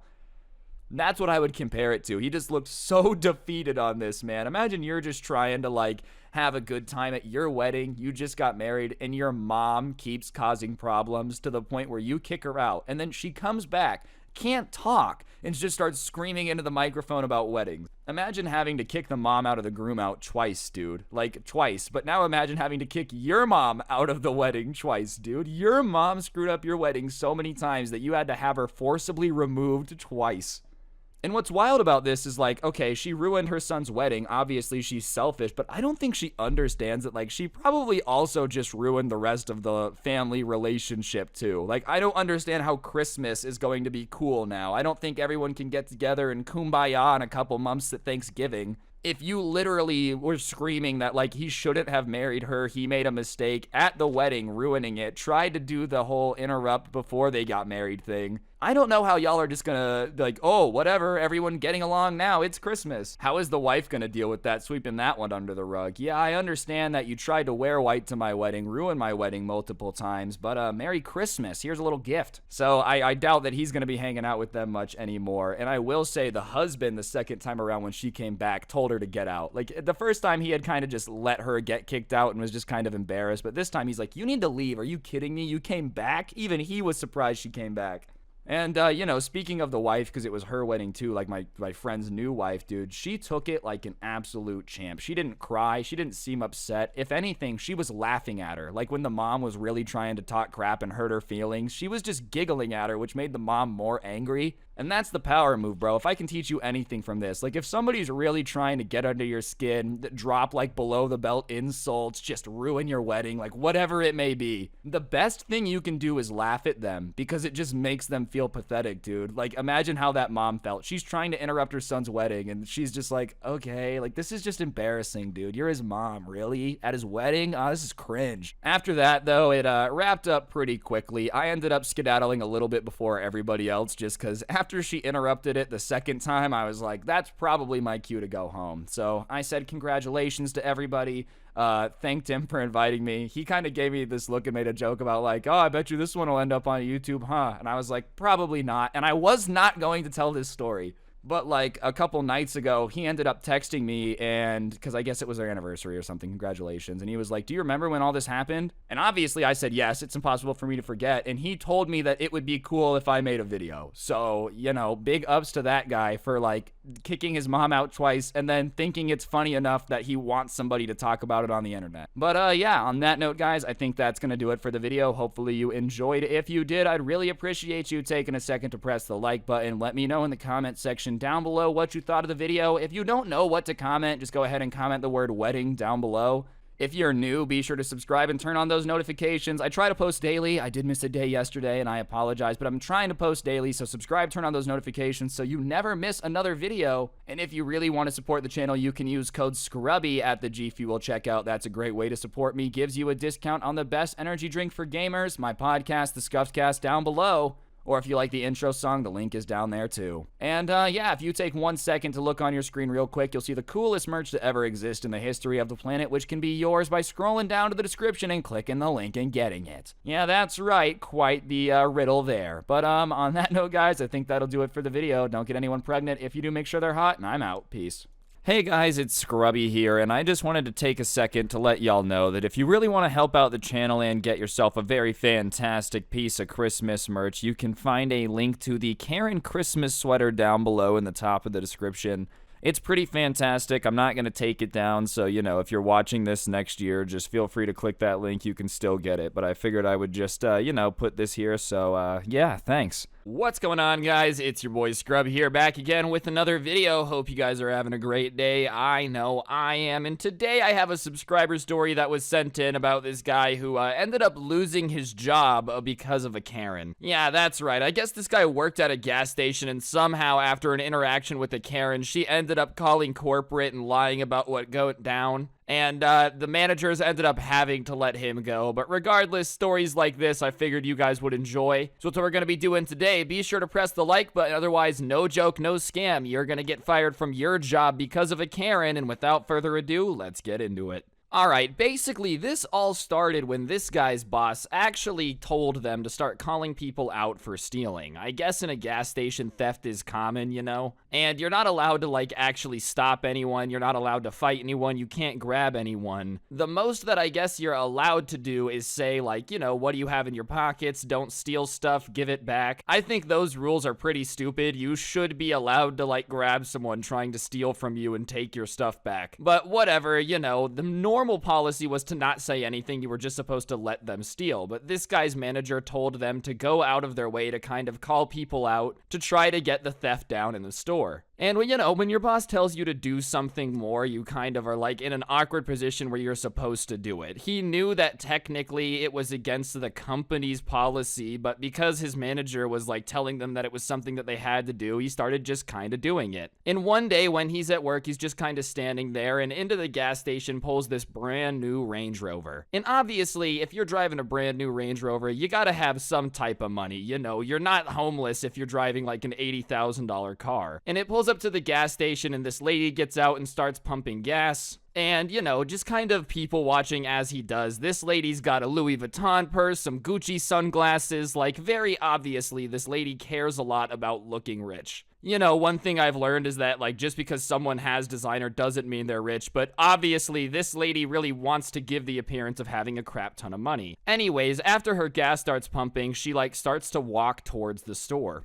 And when she walks in, he says hello, and like she just kind of avoids eye contact and says nothing back. Which, is okay, I guess, but it was just kind of sus. She's just averting eye contact, and she like makes a beeline for the back of the store where, she thinks she can't be seen. It was obvious she had like done this at other places before because, yeah, she went to places that she thought were going to be a blind spot. The only problem is this store was one of those that had like those mirrors at the end of the aisle that you can use to see what people are doing. And as he's watching this lady on the mirror, she starts like shoving stuff in her purse, just random stuff. It wasn't even like she came in with, I'm gonna steal a Red Bull because I have no cash and I really need a pick-me-up. No, like this lady literally started pumping gas in her brand new like $80,000 car and then came in and started shoving Ruffles in her purse. Like, oh man, I'm really gonna get away with it. And he doesn't say anything, right away. He's just kind of in shock, really. Obviously, this lady seemed rich, and all of a sudden she's stealing from the gas station. So he's just kind of watching her do this all. And she stops stuffing stuff in the purse, kind of looks up, and he looks down to make it look like he's not paying attention to her. And then she walks over to the cooler, grabs a drink, and walks up to pay for her drink. And when she walks up, she's trying to act super casual,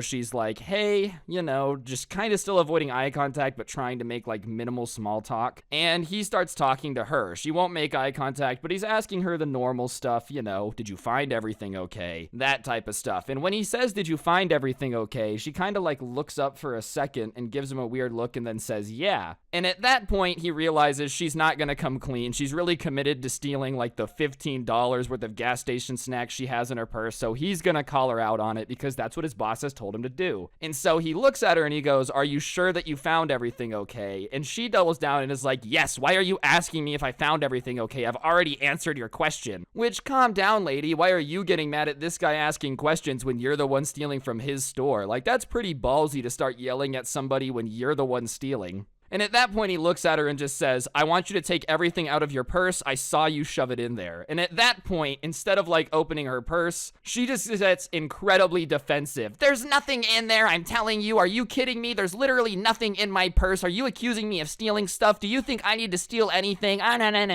Which, call me crazy here. If this was really just a misunderstanding, then she would have gone, oh, I totally forgot, and then paid for it. But when somebody says, I saw you put something in your bag, and then you just deny putting it in your bag when they saw you do it, it's obvious you're just trying to get away with it. So at that point, he's like, ma'am, I saw you. Look, there's mirrors back there. You thought that I wasn't able to see you. I saw everything. I watched you put everything in your bag. Now take it out. He obviously realizes at this point, though, that it's gonna get out of control, bro. Because, like, once he tells her that he saw her, she continues to just deny it, She says, I have nothing in my purse. I don't know what you saw, but it just didn't happen. And at that point, he's like, I don't even know what to say to this woman. It's one thing if you're denying it when you don't know that they watched you do it. But when somebody points at the mirror that they used to see you, you see that you were clearly visible, and then you still just deny that they watched you do it. There's like nothing that you can really do. And she starts yelling at him for a second, and he goes, it doesn't matter. Open your purse if you're really innocent. And she realizes she's not going to be able to like get out of it by just yelling at him and confusing him at this point. So she commits to the Karen act, bro. She decides to just full send it instead of trying to convince this guy that he's crazy and didn't see anything. She just decides that she's gonna pretend to be incredibly offended. How dare you accuse me of stealing? Do you see my purse? This purse costs more than enough to buy this entire store and pay your salary.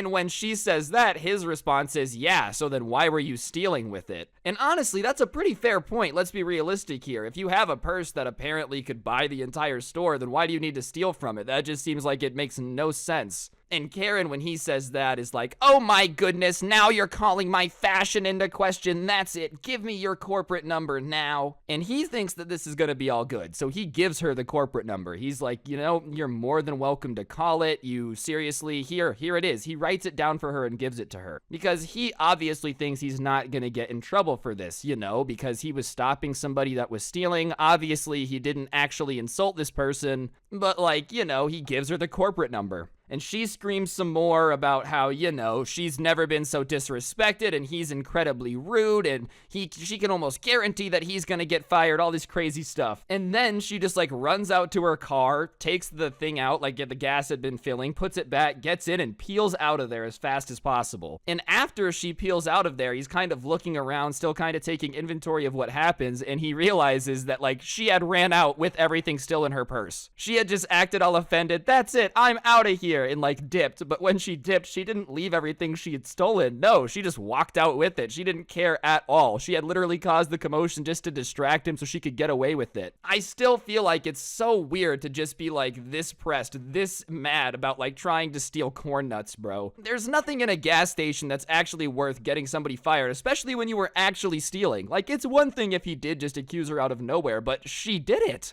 Anyways, he's kind of confused on everything that went down, but he really doesn't think he's gonna get in trouble for it. And he has the next day off, but the next day he comes into work and his manager is sitting there looking very pissed off, like arms folded, you know, the foot tapping routine, just looking like he's about to just go off on him. And he walks up to him and he goes, hey man, did you confront a shoplifter last shift? And he says yes, you know, and explains the situation in detail to his manager. And the manager gets all wide-eyed and he goes, look, she called corporate and said that you were calling her poor, saying that she was dirty, ruining the store, like, had just made up all these absolutely insane insults. And most importantly, all of this had started because he had accused her of shoplifting. And corporate asked what had started it, and as soon as they found out that he had confronted this person about shoplifting, they basically said that he had to be fired. I guess it was like, for some reason, corporate policy that you weren't allowed to confront shoplifters. And what's insane is that every job that I've had for like a big corporation, you know, that we've had the same rules. If somebody is stealing something, we're literally supposed to just pretend we don't see it. So at that point, the manager's hands are tied and he's like, look, I have to let you go or they're gonna fire me. So this guy ends up losing his job, getting fired, because he confronted a Karen who was like driving an $80,000 car, had designer clothing on, about stealing some corn nuts, bro. And what's worse about this is, like, you know, the Karen feels so good after, bro. She actually ended up getting the kid fired. Like, she went into a gas station, stole stuff, and she got the employee fired for trying to stop it. This Karen is just gonna get worse, bro. Like, this is the type of person that is eventually just gonna end up beating a waiter with, like, Olive Garden unlimited breadsticks until they die. Because if she's just getting away with stealing stuff and then getting the people who catch her fired, damn, bro, she's gotta have a god complex the size of Jupiter. What I will say, though, is he ended up getting another job after this that he enjoyed more, so there was a positive to it, and honestly, I don't really want to work for a company that's gonna get mad at me for trying to save them money. But hey, in the grand scheme of things, moral of the story, sometimes Karens are gonna get the W, as much as I would love to pretend that they're always gonna get their comeuppance and lose. Sometimes the Karen gets to steal everything, go home in the luxury car, and you get fired, and that's just the way the ball bounces. But anyways, guys, I think that's gonna do it for the video. Hopefully you enjoyed. If you did, I would really appreciate you taking a quick second to press the like button. Let me know in the comment section down below what you thought. If you don't know what to comment, just go ahead and comment the word poop down below. It really helps the video do better and I'd appreciate it. And as I've said, if you're new, be sure to subscribe and turn on those notifications so you never miss another video. Other than that, though, I did end up putting a bunch of old story times up on Spotify because I see comments asking if I could put them there a lot. So I will put a link in the description for you guys to go check that out if there's something something that you're interested in. And other than that, you can also check out the merch link that's in the description. It's pretty cool if you ask me, so feel free to go check that out. And yeah, other than that, guys, don't get anyone pregnant. If you do, make sure they're hot, and hopefully I'll see you guys next time. And use code SCRUBBY at the G Fuel checkout for quite the discount. I'm gonna go eat some bananas now. Don't get anyone pregnant if you do, make sure they're hot, and I'll see you guys next time. I'm out. Peace. What's going on, guys? It's your boy Scrub here, back again with another video. Hope you guys are having a great day. I know I am, and as you guys can tell from the title, I've got a pretty good video for y'all today. A few weeks ago, I talked about the neighbor feud. I guess it was like 2 months now. You know, time flies by, Jesus. And since then, things have escalated quite a bit between my neighbor and my other neighbor, you know? And basically, it ended up that my neighbor's Hellcat, the $70,000 car, ended up getting vandalized pretty bad, and I wonder who it was. Whoever it was definitely thought they were gonna get away with it, forgot that they live in a time where security cameras exist. And, you know, that's just the way the ball bounces. Regardless, I figured it would be a fantastic little update for y'all, so before we get into it, be sure to press the like button. Otherwise, no joke, no scam. The next person that moves into your neighborhood is gonna be a Karen, and let's get into it. Alright, so as you know, my neighbor in the last video was very upset about the loud car, and ever since then, anytime he would be driving it, anytime he would leave, so basically every weekday, she would be out there yelling about it, and you know, it just was what it was. I could basically time my watch to it. I said that last time. Our neighbor wouldn't stop, you know. She could hear the engine in the middle of cooking dinner, dude, doing heart surgery. It didn't matter. Whatever it was, she would stop everything, go out and scream at the car. He would be gone. She would just yell at the air for a little bit. She kind of looked like, I don't know how many of you guys have seen the Simpsons movie. You know when the old man's just like, Eepa! Eepa! You know, screaming that for no reason while just staring at the sky. That's kind of what she was looking like. And it was annoying, but at the same time, it was also pretty entertaining. Like, sure, she would just yell for a minute after he would leave, but whatever. I found it entertaining. I just thought crazy people are funny. I don't know if she was trying to, like, curse the car, you know, do some like some Harry Potter curse stuff. I don't know, but she was yelling something. Our neighbor was kind of annoyed at it at that point. He would be like, dude, this lady really won't stop yelling at my car. But, you know, he would kind of say it with, like, that annoyed laugh where it's like, I wish she would stop, but at the same time, if I got annoyed with it, my day would be ruined, so I'm just gonna laugh at it instead. Keep in mind, he didn't really do anything, as I said. He was just kind of doing his thing with his car that nobody else had a problem with, and she decided to turn it into World War III. But regardless, he would just kind of talk about how annoying it was, and like, you know, he wishes that he could just go to work without somebody yelling at him every day. He made jokes about, like, you know, the entire reason he wanted to be his own boss is so he wouldn't be getting screamed at 9 a.m., but here he was. Regardless, you know, I don't talk to him often whenever I see him walking to the mail and whatnot. Over 2 months, I think I had talked to him maybe 3-4 times. And on one of these, he starts telling me that, like, you know, he thinks he's gonna get a new car. He wants another car. His wife said he can get another car. And I'm like, all right, dude, that's really awesome. You know, he's really into American cars. So he went and he bought a new Jeep, a special type of Jeep called a Trackhawk, or Blackhawk, Trackhawk, I think. And, you know, that's a pretty fast car. Whatever it is, I know it's loud and I know it's fast. I can tell you that much because he was flexing it on me, telling me it was the coolest thing he's ever seen, and I rode in it, and sitting in the thing when it launched was great. You know, he ended up parking that one in his garage where the Hellcat used to be parked because he figured it was newer, it needed to be protected, it needed to be tucked away from the harsh elements of Nevada. Really, though, leaving your cars in the sun here basically just, like, cooks everything, even stuff that really shouldn't be cooked. Like, I know my parents used to have to replace the rubber on the car, like, every 2 years because it would just get so sun-rotted. But at that point, you know, he didn't know what to do with his Hellcat, so I guess he just decided to park it in the driveway, and I don't know if I would exactly sign off on that idea. I don't know if that's what I would call a well-thought-out decision. It's pretty ballsy to park a $70,000 car in your driveway. Driveway. I'm not saying that I live in a bad neighborhood, you know, I don't think that I do. I think I live in a pretty good place. That being said, it's not the type of place where I would necessarily want to leave a $70,000 car just chilling. I wouldn't ever do that personally, you know, but hey, I'm not my neighbor, so it's not my issue. I especially wouldn't do it if there was somebody that lived very close to me that had, like, kind of stated their hatred of that car. To me, that just kind of seems like setting yourself up to have something bad happen. But hey, whatever, dude. Everybody gets to make their life choices, much like the make of his car. Being American, we're American, we get to be free and park our cars in the driveway, damn it, because that's what we want to do, America, pew pew. And, you know, for about a week, everything is basically okay. He's driving his Hellcat to and from work just because, you know, he didn't want to put too many miles on his new car. And my neighbor obviously isn't very happy with that.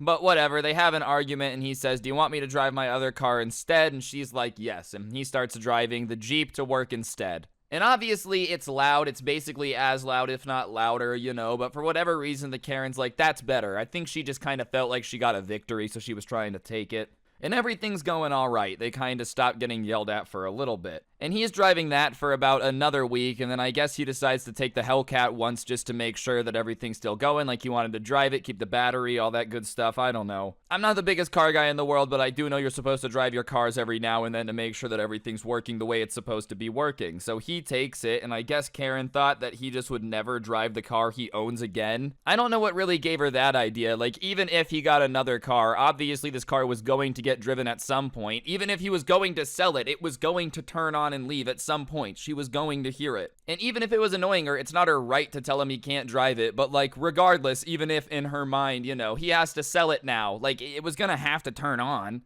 Well, she comes out, you know, screaming about how much noise it's making, and she thought that they had an understanding and a truce, and it's so ridiculous that he would even have the nerve to drive the car again. Yeah, the nerve of the guy to drive the car he owns, you know, what an absolute insane idea. And this time, they're kind of arguing back and forth, and she's like, "Well, I'm gonna make sure that you can't move that car tomorrow, do you understand?" And they're kind of doing that back and forth while they're arguing, and he had kind of said some stupid stuff, so he kind of thinks that, like, she doesn't mean anything by that. Nothing actually is going to be done to the car. Obviously, no one would be dumb enough to say they're gonna vandalize an expensive, like, $70,000 car and then do it. So he thinks it's weird, but whatever, he just kind of brushes it off. And you know, at this point, me personally, just to be safe, I would have parked my car in the garage, but for whatever reason, he decides to park it in the driveway when he gets back from work, and he goes inside and he leaves it in the driveway. And the next morning, he goes to take the Hellcat to work just to like show her who's boss, you know, pretty petty situation, I'm not gonna lie. And the Karen had like moved her SUV to block him in, you know, she had parked her SUV so he couldn't get out, and he's annoyed and he asks her to move it. And you would have thought that he asked for her soul, bro. He's like, are you kidding me, dude? Are this really seriously? Oh my gosh, there's nowhere for me to park. Keep in mind, her driveway is completely empty. Like, she was just looking for a convenient excuse. And he starts being like, "Look, I just need you to move it so I can leave." And she goes, "No, I told you that you're not going to be able to move that car, so I'm not moving mine." And he goes, "All right, well, I'm going to have to get you towed then." And she's like, "All right, I dare you. I double dog dare you." And I guess, you know, out of everything that this Karen thought she was fantastic at, parking laws and knowing about, like, how they actually work definitely was not something she was strong in, because believe it or not, if you block somebody's driveway, they can totally tow you away. Like, that's totally something that you're allowed to do. So at that point, he calls a tow truck. And before anyone calls him a jerk, you know, he did give her a chance to move the car before he does it. He can't leave his house, you know, she said go ahead and tow it. And the tow truck comes and it tows away her SUV, you know, and literally nothing illegal about what he did, but it gets towed. Well, as they're setting up the tow truck, of course, Karen comes outside to be like, "What's going on here? Are you kidding me? You can't move this car, like it's allowed to be parked here." But instead of screaming at my neighbor, she's screaming at the tow truck guy now. I think she thought that like she could intimidate him into backing down, and then the car would have to stay where it was. And he just kind of starts doing his job. You know, I've watched a couple of the tow truck shows on TV. Not that that's realistic. I don't know anyone who actually drives them, but I feel like that's a job where they're pretty used to getting yelled at. Like, a tow truck driver has definitely been screamed at by a fair amount of people, and I don't really feel like that's a good person to like put your will out on, you know. The reason Karens win in like a Target is because they're usually screaming at a 16-year-old who it's his first job, who has like no work experience and has never been in this situation before. It's not because they're actually smart. So he just keeps going about his business, setting it up to get it towed. And her excuse is that the street is public property, right? And so therefore she should be able to park on public property and nothing is wrong with that, even though she's blocking the driveway. So she also says that like her brother's a lawyer, and so for that reason she's also allowed to park here. And I think like in Karen brain, she thought that because her brother was a lawyer and like worked in the legal system, that she got like a free parking pass to park anywhere, you know, or that laws just didn't really apply. And I don't really know how that was gonna go in her head, but for some reason she thought that that was gonna get her out of trouble. I don't think that's how being related to a lawyer works. Excuse me, officer, this bank robbery is actually allowed. My cousin's an attorney, so you're gonna have to let this slide. I took 150 grand, but guess what? My cousin, the attorney, yeah, gets me out of this one. Like, that's not how it works. Anyways, there's just absolute chaos going on right now, and they're arguing back and forth, and she realizes she's not gonna go or win, so she leaves. And her SUV gets towed away. My neighbor goes to work, and the drama is over now, or at least should be. Like, everything should be chillaxed. Clearly, this Karen has met her match. She did not expect anyone to put their foot down this hard, but my neighbor is also very stubborn. I would venture to say he's a little bit of a male Karen. Dare I say a Darren? But for some reason, an obvious one, just never being able to take an L in her life, she decides that that's not going to be the end of it. She's going to have to get her revenge. I don't know how you could be more drastic than trying to block somebody in their house and literally prevent them from leaving. But she manages to do it, bro. She manages to get way more extreme than just blocking somebody in. She wasn't kidding when she said that he wasn't going to move the car again. I guess somehow in Karen's mind, the only revenge suitable at that point would be ruining the car itself. Clearly that's the most logical conclusion to come to. He had me towed for blocking his driveway, so I better ruin the car. That's just the way it should be. I'm Karen. If that's not the worst idea for revenge I've ever heard, I don't know why. Because, if you do get caught, which chances are you are, let's just be honest here, you're gonna have to pay for that, dude. And I don't want to be the one who has to pay for a $70,000 car. Call me crazy, but I feel like pranks are only really funny if it doesn't cost people an arm or a leg, literally or metaphorically. Let's not make anyone lose a real limb here either. That's just the only way that I think it's pretty funny. Other than that, you're just kind of mean if you do it. If you just decide to roam around just making people lose a bunch of money for no reason. And one night while everybody's asleep, something happens. My neighbor, who has security cameras, Frank, his security cameras are there. They're recording, and a masked person walks up into the driveway and spray paints over the camera, And at that point, you can't really see what's happening anymore. This super mysterious masked person basically took things way too far. Whoever it was, we have no idea who this masked person was. Wink, wink, nudge, nudge. Absolutely no idea. Proceeded to, after the cameras got covered, pour sugar in the gas tank of this car. Along with that, you had to break open the gas tank. It wasn't one that just kind of opened, so she had to have broken that. So the alarm started going off, but that didn't prevent the masked person from pouring sugar into the gas tank. I know not all of you are super car people, I'm not the biggest car guy in the universe either, but I will tell you I know for a fact that that is awful. That is really, really, really bad. Basically, once you do that, car no worky anymore unless you get a bunch of stuff repaired, a lot of very, very expensive stuff too. It's not like you can just get an oil change at that point and it's new to go. It's gonna cost a bunch of money, especially on a car like that. Obviously, the next day, this becomes super obvious to my neighbor because he goes to drive it. It won't turn on. It won't do anything. He goes, see that thing is broken, and just basically is like, aw, crap. Somehow he had slept through the car alarm going off when she had broken open, that thing on the back of the car. I don't really remember hearing it either, but who knows, dude? Who knows? And at that point, he doesn't know what's going on. All he knows is that someone's put sugar in his gas tank. As awful as it is, people have done that before as a quote-unquote prank to people. So he goes to check the camera, and at that point, he sees somebody kind of walk up and cover the camera, so he calls the cops. And the cops are involved. They come and watch, and they're kind of looking at the fact that whoever this was, obviously wanted this car specifically because it didn't happen to anybody else. They had spray-painted the cameras. Whoever this was very clearly targeting this car. And, he asks if any of the neighbors have cameras, and basically every single person in this neighborhood has cameras, I do, I know the people on the other side do, basically everybody does. And, while obviously this mystery vandalism person was clearly very, very intelligent, they brought a mask, they covered the cameras, they were really covering their tracks, they watched a lot of Law and Order before trying to get away with this one. They forgot that,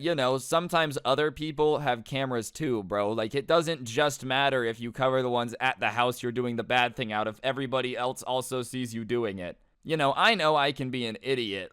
Absolutely, I can be dumb. But when the cops come knocking on my door, I didn't think they were there for me. I'm like, what's up? And they ask to see my footage, and I say yes, obviously, you know, so they see mine. I don't really know what they're looking for. I'm not with them when they're looking at it. They're just kind of like, I pull it up on my phone and let them scrub through it. They go to, you know, my other neighbors. They go to a couple other people and check all of theirs. And after theirs, I'm curious, so I start searching through the night before, and I can't believe this is what happened, bro. It's so stupid. It's so stupid. Clear as day on my driveway camera, you see this Karen leave her house out of the front door, put the mask on, and then cross the street, all right? And once she crosses the street, my driveway cameras, none of my cameras can see her anymore. And, you know, that's all there is. You kind of see the flashing of the lights, like the light echoing off the houses. I know light doesn't echo. You guys know what I mean, like on the camera. And then, you know, this masked person goes back into Karen's house. Obviously, at that point, it's very, very apparent to everybody who had done it. You know, it doesn't take long for the police to crack the case.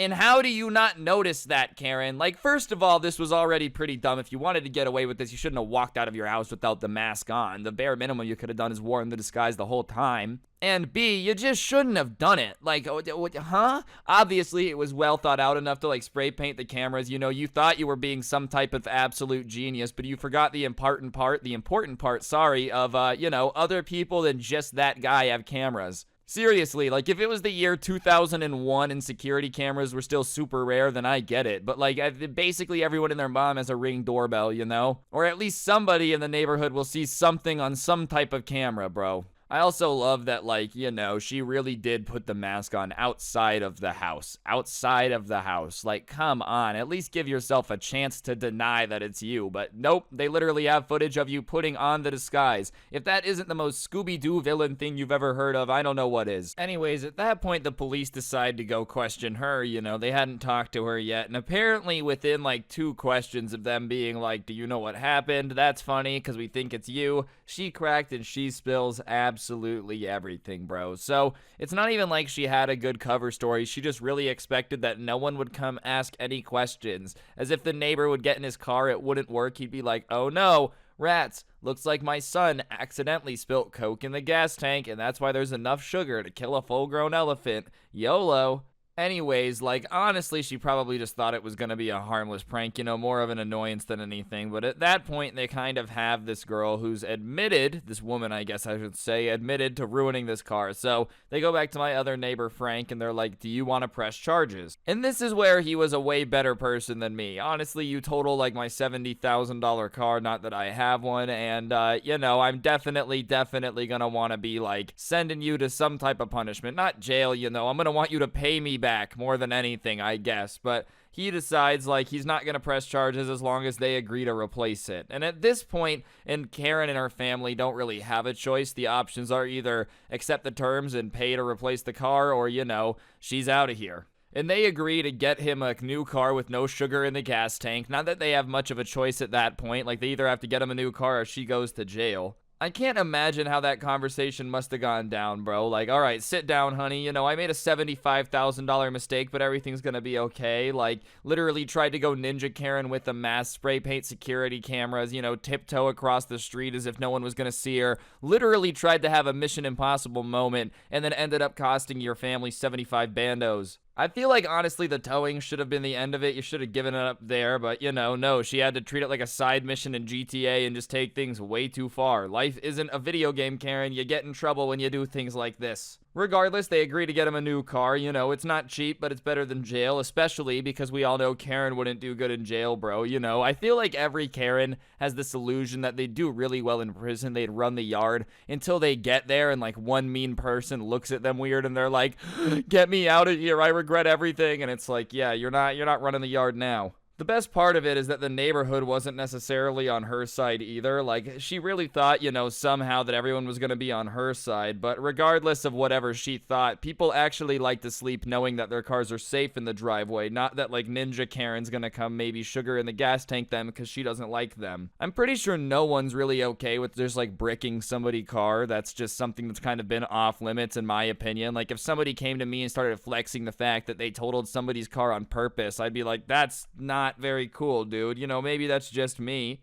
Especially after our cameras were the ones that proved it. I really don't know why she thought that everyone was just gonna, like, treat her normally, you know, and the neighborhood kind of shunned her after that. I wasn't really involved in that just because I don't really talk to many people anyways. But, you know, she ended up keeping to herself for a bit, trying to hold out, and, I would say about a week later, I went to check the mail, and sure enough, there's a for sale sign in the house that she's used to live in, still lives in. I don't know, I haven't seen them. I don't know if they left or if they're waiting for the house to sell or what, but for whatever reason, the house is for sale now. I don't know if that's because she wants to move or what the dealio and the bealio is, but either way, they won't be living here for long. Karens, I guess, are just prone to moving out of shame for these things. They don't care. They're just like, ayo, whatever I can do to just send it, I guess I'm gonna do. Knowing her reign of breaking cars in the neighborhood definitely has made everybody feel a little bit more relaxed. I definitely like sleeping knowing that nothing weird is going to happen. Moral of the story, I guess, is don't try to ruin a car unless you want to have to move your entire family when you have kids. Yeah, that's the moral of the story. You know, great morals here on the channel. Anyways, that's the update that I'm hoping you guys enjoyed. Hopefully it was about what you guys were expecting. You know, if you did like it, I would really appreciate you pressing the like button and commenting the word Karen down below just so I know that you guys enjoyed it. I put some time into it, you know. I really tried to make it detailed and long. If you like stuff like this, definitely subscribe, turn on notifications so you never miss another video. You can check out the Spotify link in the description if you want to listen to Spotify story times on the go. You can also check out the merch link down there. You know, I'm pretty biased, but it's cool if you ask me. And other than that, use code SCRUBBY at the G Fuel checkout. You get a discount. Everyone's a winner. Winner, winner, chicken dinner. And yeah, other than that, I think that's going to do it for the video. Don't get anyone pregnant. If you do, make sure they're hot. And hopefully I'll see you guys next time. I'm out. Peace. What's going on, guys? It's your boy Scrub here, back again with another video. Hope you guys are having a great day. I know I am. And today, ladies and gentlemen, I have a story for you guys that was sent in by a subscriber, which honestly is one of the funniest Karen stories I've had submitted in. Just because of the sheer stupidity of this Karen. You know, it's not even a situation where, like, stupidity and confusion can be used to, like, kind of give her an excuse. This lady's just straight up really dumb, but, you know, either way, I figured it would be right up our alley, so that's what we're going to be talking about today. But before we get into it, be sure to press the like button. Otherwise, no joke, no scam whatsoever. You're going to be put into the game Fortnite and forced to fight to death. But the person controlling your avatar is going to be Timmy No Thumbs from the Fortnite Worst Players Ever roster. Alright, so obviously we all know that first jobs are never like the dopest things in the world, you know? It's never exactly a dream job, at least for most people. I guess if you're really, really lucky, you get your dream job on the first try. But for a majority of people, the first job is something that kind of sucks. It's just something that you kind of got to deal with. It teaches you a lot about the value of money, you know, just exactly how much of a pain in the butt it is to get some. And this person's first job was in a Chinese, you know, and I'm not going to say the name of it. It's a popular chain of them, but I'll put it this way. The Chinese restaurant that he worked in was very, very American. You know what I mean? If it had its own, like, Chinese name, if there was an American name, it would be called Grizzly Quickly, alright? So think of a Chinese animal and then another word for quickly. If you managed to get it, good for you. Congratulations, you solved the riddle. If you didn't, I don't know, bro. It's okay. Anyways, the person who sent this in to me started explaining that most of the people that would come in and get food from this place were really, really cool. You know, 99% of the time, people getting orange chicken have really nothing complaining about or nothing bad going on, so it's a pretty easy job.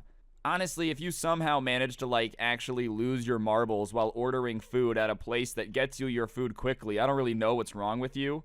Like, just don't, dude. Just tell your mind to wait 15 seconds and you'll get your food. It's gonna be okay. But I guess one of these days it simply wasn't enough to know that the food was about to be put on the plate for this Karen, alright? She just had a hankering for fried rice that couldn't be filled just by the food, but also by screaming at a worker for something that's totally not their fault, just a normal Karen lunch activity. And so the subscriber, which I'm going to call Derek for the rest of the video, just because, you know, it's just easier to call him something, was one day just kind of serving up in the front of the store. It's not too hard of a job, you know what I mean? You just kind of got to take this scoop, and whatever you hear the person ordering, you go over, you scoop it into their little plate bowl thingy, and they go on their way. It's a pretty simple job. And anyways, on this particular day, Derek is just kind of standing there minding his own business. It's not particularly busy. There's some people eating, but, like, there's nobody in line asking for food. So he's just kind of zoning out, staring out the window, daydreaming a little bit.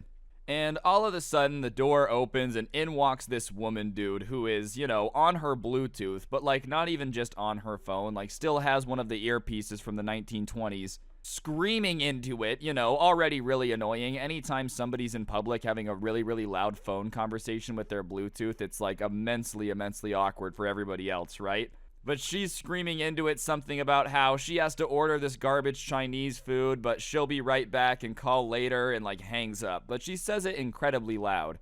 And at that point, a couple of the people that were like eating the food in this restaurant kind of give her a dirty look, because going into a restaurant and saying that it's garbage and anyone who eats it is garbage doesn't exactly like give everybody confidence that, you're the nicest person around. So she gets some dirty looks, but overall everybody just kind of lets it slide because, maybe she was making a joke or whatever. The one thing I don't really understand about this, though, is like she's calling the food garbage to the person on the phone. So like, why are you ordering it? Do you know what I mean? If I really, really hate something, like, oh, this is absolute garbage, it's disgusting, I just don't get it. Call me crazy, but I feel like you have the ability to make that decisions. You have the ability to pick the restaurant you want to eat at, you know what I mean? Especially because this restaurant in particular, sure, it's not the greatest Chinese food of all time, it's not the most authentic, but its orange chicken do be bussin', alright? Anyways, like, I guess this lady, for whatever reason, hopped inside her SUV for her lunch break and decided to head right on over to this place and put her taste buds in pain. Like, maybe she had a bad day at work and just felt like she deserved a punishment or something. That's how she was looking at it. A little bit too intense for me, treating everything a little bit too much like an anime arc, but hey, I guess that's just the way it is. So she hangs up on her Bluetooth after saying that and walks up to the counter, and Derek kind of starts walking over to her. He was a little bit away. And as he's kind of walking over there, she starts like smacking the glass, but not even just smacking it lightly, like tapping on it. Kind of smacks the glass with the palm of her hand like a drum, just bum, bum, bum. It kind of actually reminded this dude of like, the girl from Nemo that, fish, I'm a piranha that live in the Amazon. Like that girl who was just shaking the bags, banging on the glass, like a grown-up version of that girl. And she starts yelling at Derek, who is at this point still walking towards her and is like 2 steps away. Hurry up, let's go, faster. And like, it's one thing to get somebody's attention if they're not paying attention to you, but he was literally already walking towards her, ready to help her. Like, it wasn't like she needed to do all this rude stuff banging on the glass to get his attention. He's already walking there anyways, and even if he was walking too slowly for your liking, I don't know if you need to bang on the glass that hard to get his attention. If anything, the one thing that I've always thought of is like, A, you should just never be rude to workers that, really have no control over what's going on. He's just here to serve the food because it's a crappy job and you just shouldn't be mean to them. But you especially shouldn't be mean to the people that are about to handle your food. You know what I mean? Like, call me crazy, but I enjoy my food without spit in it, so I'm extra nice to the people that are going to be handling my food. It's just a pretty ballsy move to go out of your way to be immensely rude to somebody that's going to be handling something that you're going to put in your body, It's like, if I was about to get surgery, I wouldn't be going up to the doctor and calling him a nincompoop. Next thing I know, I'm going to wake up from getting my appendix out and like he's going to have accidentally left a watch inside me that's either going to tick forever or he's going to cut me open again to get back out. I'm not really down with either one of these scenarios, so I'm just kind of nice to everybody that's helping me out. I guess this Karen didn't get the memo though and was just deciding to go with the rude approach of just getting this guy to like not like her off the bat before he even knew what she wanted to order. But Derek had more patience than any of us would have in this situation, so he kind of walks up to the Karen, he grits his teeth, and he's like, how can I help you? You know what I mean? He says it a little bit nicer than that, but he's somehow managing to bite his tongue and not get himself in trouble. He probably just really needed the job. Anyways, as I said, he grits his teeth and asks how he can help, but this Karen just kind of gives him a blank stare and says nothing. Obviously she had just been like banging on the glass telling him to hurry up, so now he's just a little bit confused because he's like, how may I help you? And she's just not replying at all, which, from the Karen's perspective, if you're gonna beg somebody to hurry, the least you could do is be ready to order, like, that's the least you could do. At least be ready to order, but nope, obviously that's not what's up. And after a bit of silence, he finally just kind of goes, ma'am, like kind of trying to see if she's even still awake, if she passed out or something. And she looks at him and is like, I'm obviously thinking, kid. Even though she had been looking him straight in the eye, not looking at the menu, not doing anything, like just staring at him, trying to think about what she wanted, I guess. And listen, I guess like some people aren't afraid of eye contact, but I just feel like it's kind of awkward to decide what you want to eat while looking into the soul of the person that you don't know that's about to take your order. Like, this isn't your kid, this isn't your family member, this is just a random person and she's just staring into his eyes while trying to figure out what she wants to eat off the menu, Maybe she just has a thing for like winning staring contests that the other people aren't aware that they're in. She has an undefeated record mainly because people aren't trying too hard if they don't know what's going on. Searching the inner depths of his soul for his personal panda. Oh, Grizzly Express order. I peer into your soul for my culinary desire. Anyways, she's just kind of staring into him and kind of like looking down at him, and he obviously thinks at this point that she's just nuts, you know. She's not talking to him, she's not making eye contact. Literally, the only thing she's doing is just kind of staring at him. And at that point, I guess she had decided that she was just done talking, you know. From then on, she was going to be communicating purely through, like, moving and just tapping on the glass, but she didn't say anything like that. She doesn't give a warning. She doesn't say, okay, I'm ready to order, or anything like that. She just starts banging on the glass above it and, like, pointing at stuff. She's on the other side of the glass, just silently pointing at Chow Mein, not saying anything, and he obviously doesn't really understand, so she bangs on the glass again and points at the Chow Mein. And he's kind of like, okay, so he starts scooping it a little. He gets some of that. She moves over, bangs on the glass, points at some rice. He gets some of that. And then he goes, okay, well, what do you want for, like, your main course? Like, what meat do you want? You know, do you want veggies? Do you want meat? And she looks at him and says only 2 words, okay? She doesn't say thank you. She doesn't say, what do you got? She doesn't need to think anymore. She just looks at him and just goes, orange chicken, and walks away. In those words, she decides to say normally. Everything else she had said at this point was basically at like a sonic boom level of volume. She was just screaming at this poor kid. His eardrums were probably damaged. But those 2 words, for whatever reason, she decided to say it just completely normal volume, just orange chicken. I don't know if she thought it deserved more respect or like what the dealio was, but that was just whispered normally. And then she stands up, taps on her Bluetooth, and, like, gets back on the phone. You know, she starts talking loudly to whoever's on the other side about her boyfriend's dog and, like, just whatever's going on in her life. And he just tunes her out until his work is done. And he goes over, and they were out of orange chicken, so he starts making more, you know, and he can't help but overhear some bits and bobs of the conversation because she's screaming it out loud. Like, it's not like she's doing any service to herself to try to keep it private. And she's talking about how she hates dogs that poop. Which, you know, is kind of funny. Like, she was talking about her boyfriend's dog and starts telling her friend that all dogs that poop are just really annoying and, like, a pain to clean up after. And I don't know if she was trying to be funny or was just stupid, but either way, I don't think she realizes that, like, that's all of them, bro. I don't think that there's a model of dog that just doesn't use the restroom. I think that's just all living things. No dog has a button on it where you can reset the BIOS to no poop mode. Do you know what I mean? Like, I love animals. They're really the sweetest. They make me happy until they, have to use the bathroom. At that point, I think we might as well euthanize them. Like, what do you mean, dude? Every dog has to use the restroom.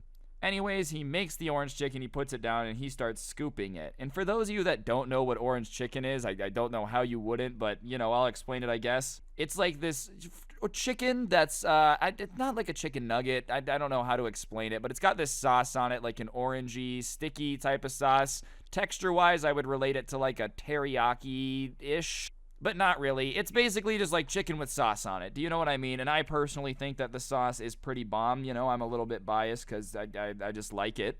It's not actually Chinese food. It was made in America to, like, become Americanized Chinese food, but it's pretty good. Anyways, he kind of starts scooping it in, and she gives him a weird look at the first scoop. But on the second scoop, he goes to put it onto the little spot where, like, it's supposed to go.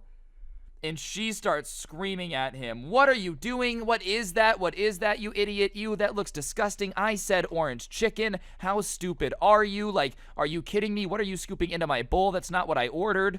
And he's just insanely confused because this lady had said that she wanted orange chicken. He was positive of that because he had printed like a little thing with her order on it, and it said orange chicken. So he looks at her and he said, yeah, you wanted orange chicken, right? And she says, yeah, that's not orange chicken. And at this point, he's just confused because he's looking down at what he's scooping into the bowl, and it's orange chicken. He'd been working here for a while. Derek knew what it was. He had just made it. He knew for a fact that this was orange chicken, but this lady was saying that it wasn't. So obviously, he doesn't know what's happening. So he looks up at her and goes, "Ma'am, this is orange chicken." And she starts saying, "No, it's not. It's not orange chicken." So he's confused and he asks her to, like, fine, if it's not orange chicken, then can you pull up on your phone what you mean? Because she's pretty confident that she's gotten orange chicken from here before. And she's like, "You know what? Fine. If you're not smart enough to know what it is, then I will pull it up." So she goes to her phone, she starts Googling, and she's taking a while.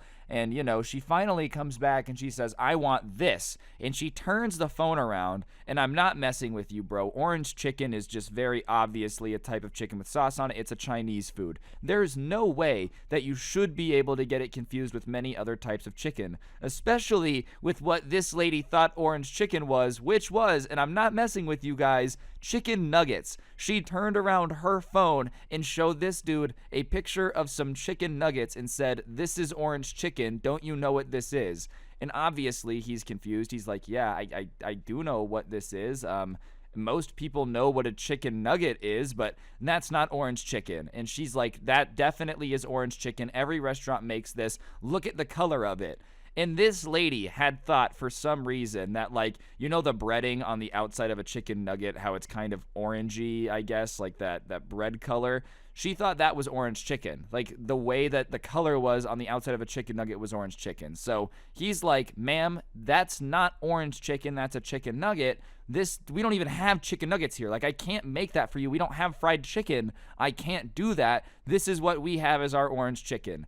And she won't accept that as an answer. Like, you would think at this point the normal person would be embarrassed, back down, and be like, "Oh my goodness, are you serious? Like, I don't know what food this is. I just wanted chicken nuggets," and be the least bit embarrassed. But she starts arguing and saying that because he knows that he's wrong, he's afraid to admit it because he doesn't want to get in trouble, which doesn't make sense to me. Like, obviously, if this dude knew this was a misunderstanding and he could just make some chicken nuggets, he could just do it really quick. But this restaurant just doesn't have them. I'm not kidding. This place does not offer that as a menu choice. So he's kind of like, "I don't know what to tell you." And so she says that she's not going to pay for her food. And he's like, "Well, I already served it, so I don't really, like," he doesn't really know what to do. And she starts demanding to speak to the manager.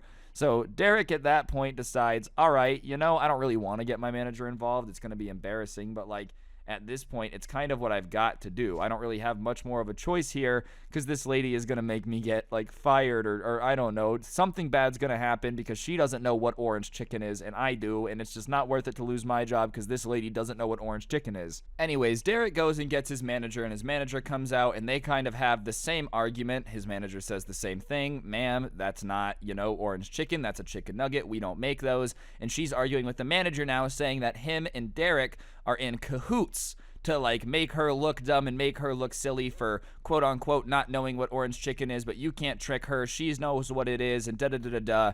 And what's wildest about this is the confidence to me. Like, you know what? I guess a chicken nugget is orange. I guess I could see how the mistake would happen. You'd still have to be living under a rock like Patrick Star, but I could see how it happens. But, like, the confidence to start accusing people of some conspiracy theory to make sure that you don't get your chicken nuggets. Like, what planet are you on, dude?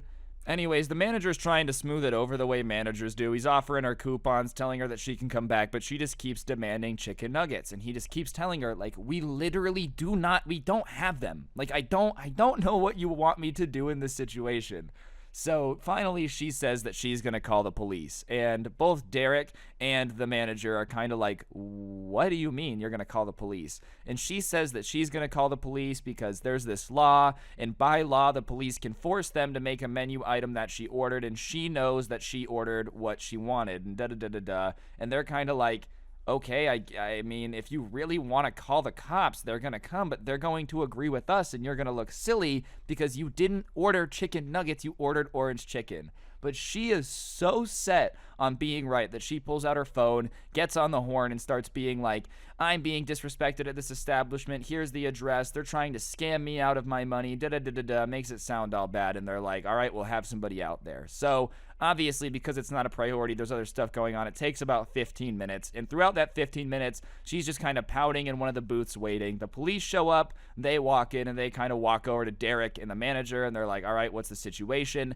And before they get an explanation for them. Karen runs over and starts yelling. And at that point, there's two cops. One of them takes Karen outside. One of them talks to these guys. They usually do that whenever they're talking to people. And the people that work at the Chinese restaurant start explaining that this lady thinks that orange chicken is a chicken nugget, and she's screaming at them to make her this thing, but they literally don't have the materials for it, so there's nothing they can do. And the cop starts laughing, and he's like, no, seriously, what's going on? Because he doesn't believe that something this stupid is actually what got him out there. So they're like, no, I'm not kidding you, that's what's going on. So he, trying to figure out if they're messing with him or not, says, all right, stay here. I'm going to go talk to my partner, just make sure that we've got the same story here. So he goes out there, and they hear yelling, the Karen yelling, and then they see the Karen flipping off the cops, getting in her car, and driving away. They were, like, standing behind the counter, and they could see out into the parking lot.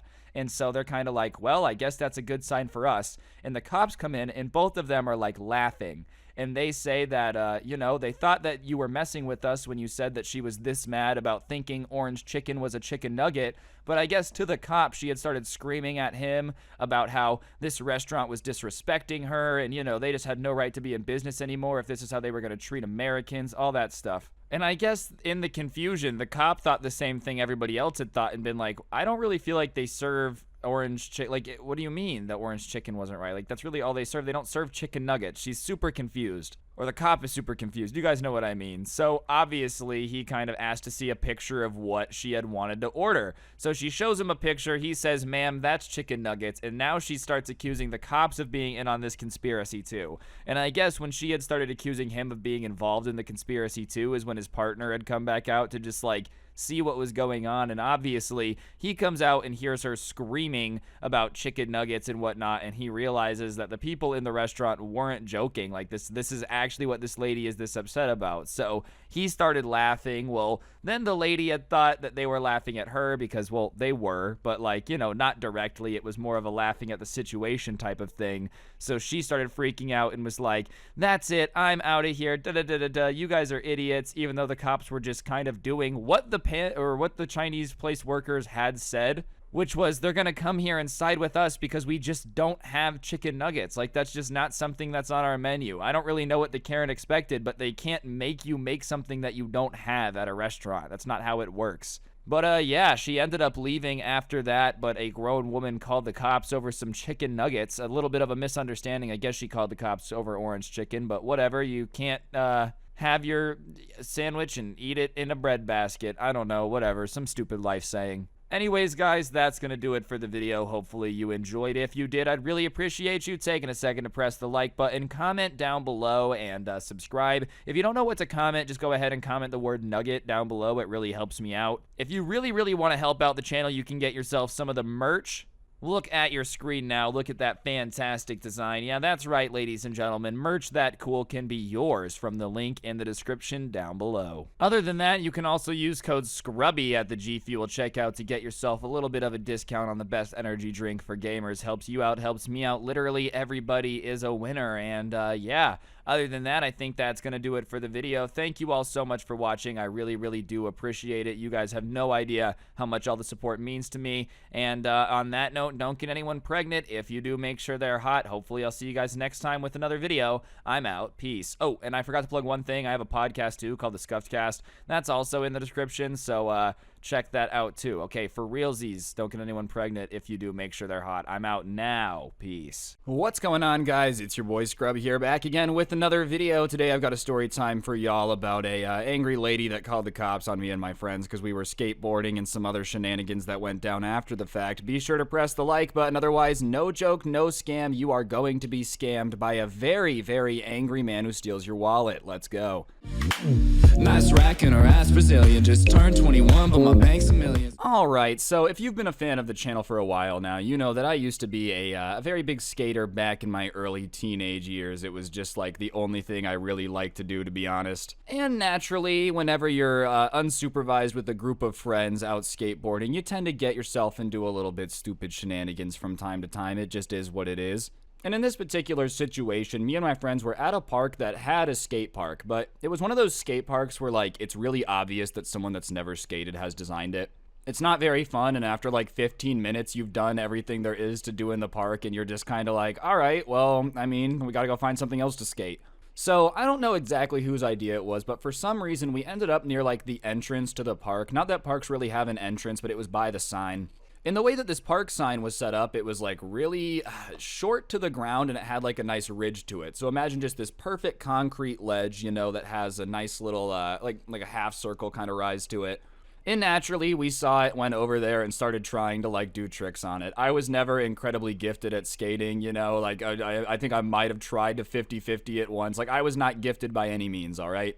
But some of my friends that were a little bit better, you know, they're skating it, they're getting decent tricks on it, and after a while, we kind of had, like, a little jam session on this park sign. And I understand that we weren't supposed to be skating on the park sign, all right? I'm not going to sit here and defend myself. We shouldn't have been doing it. That being said, you know, it's not like we were hurting anybody. We weren't being exceptionally disruptive. We would stop when people needed to walk by, you know. We weren't being loud. We weren't being obscene. We were just skating the sign, right? You know, like, and obviously, if a security guard would have come up and told us to leave, we would have just left. But as we're skating this sign, this lady who had been giving us dirty looks for a while walks over and, like, sits down on the other end of the sign, like the ledge. And basically, she just kind of blocks our way so we can't skate it without hitting her, right? And she doesn't talk to us. She doesn't tell us to leave. She doesn't even look our direction. She just kind of, like, sits there and looks in the air snootily.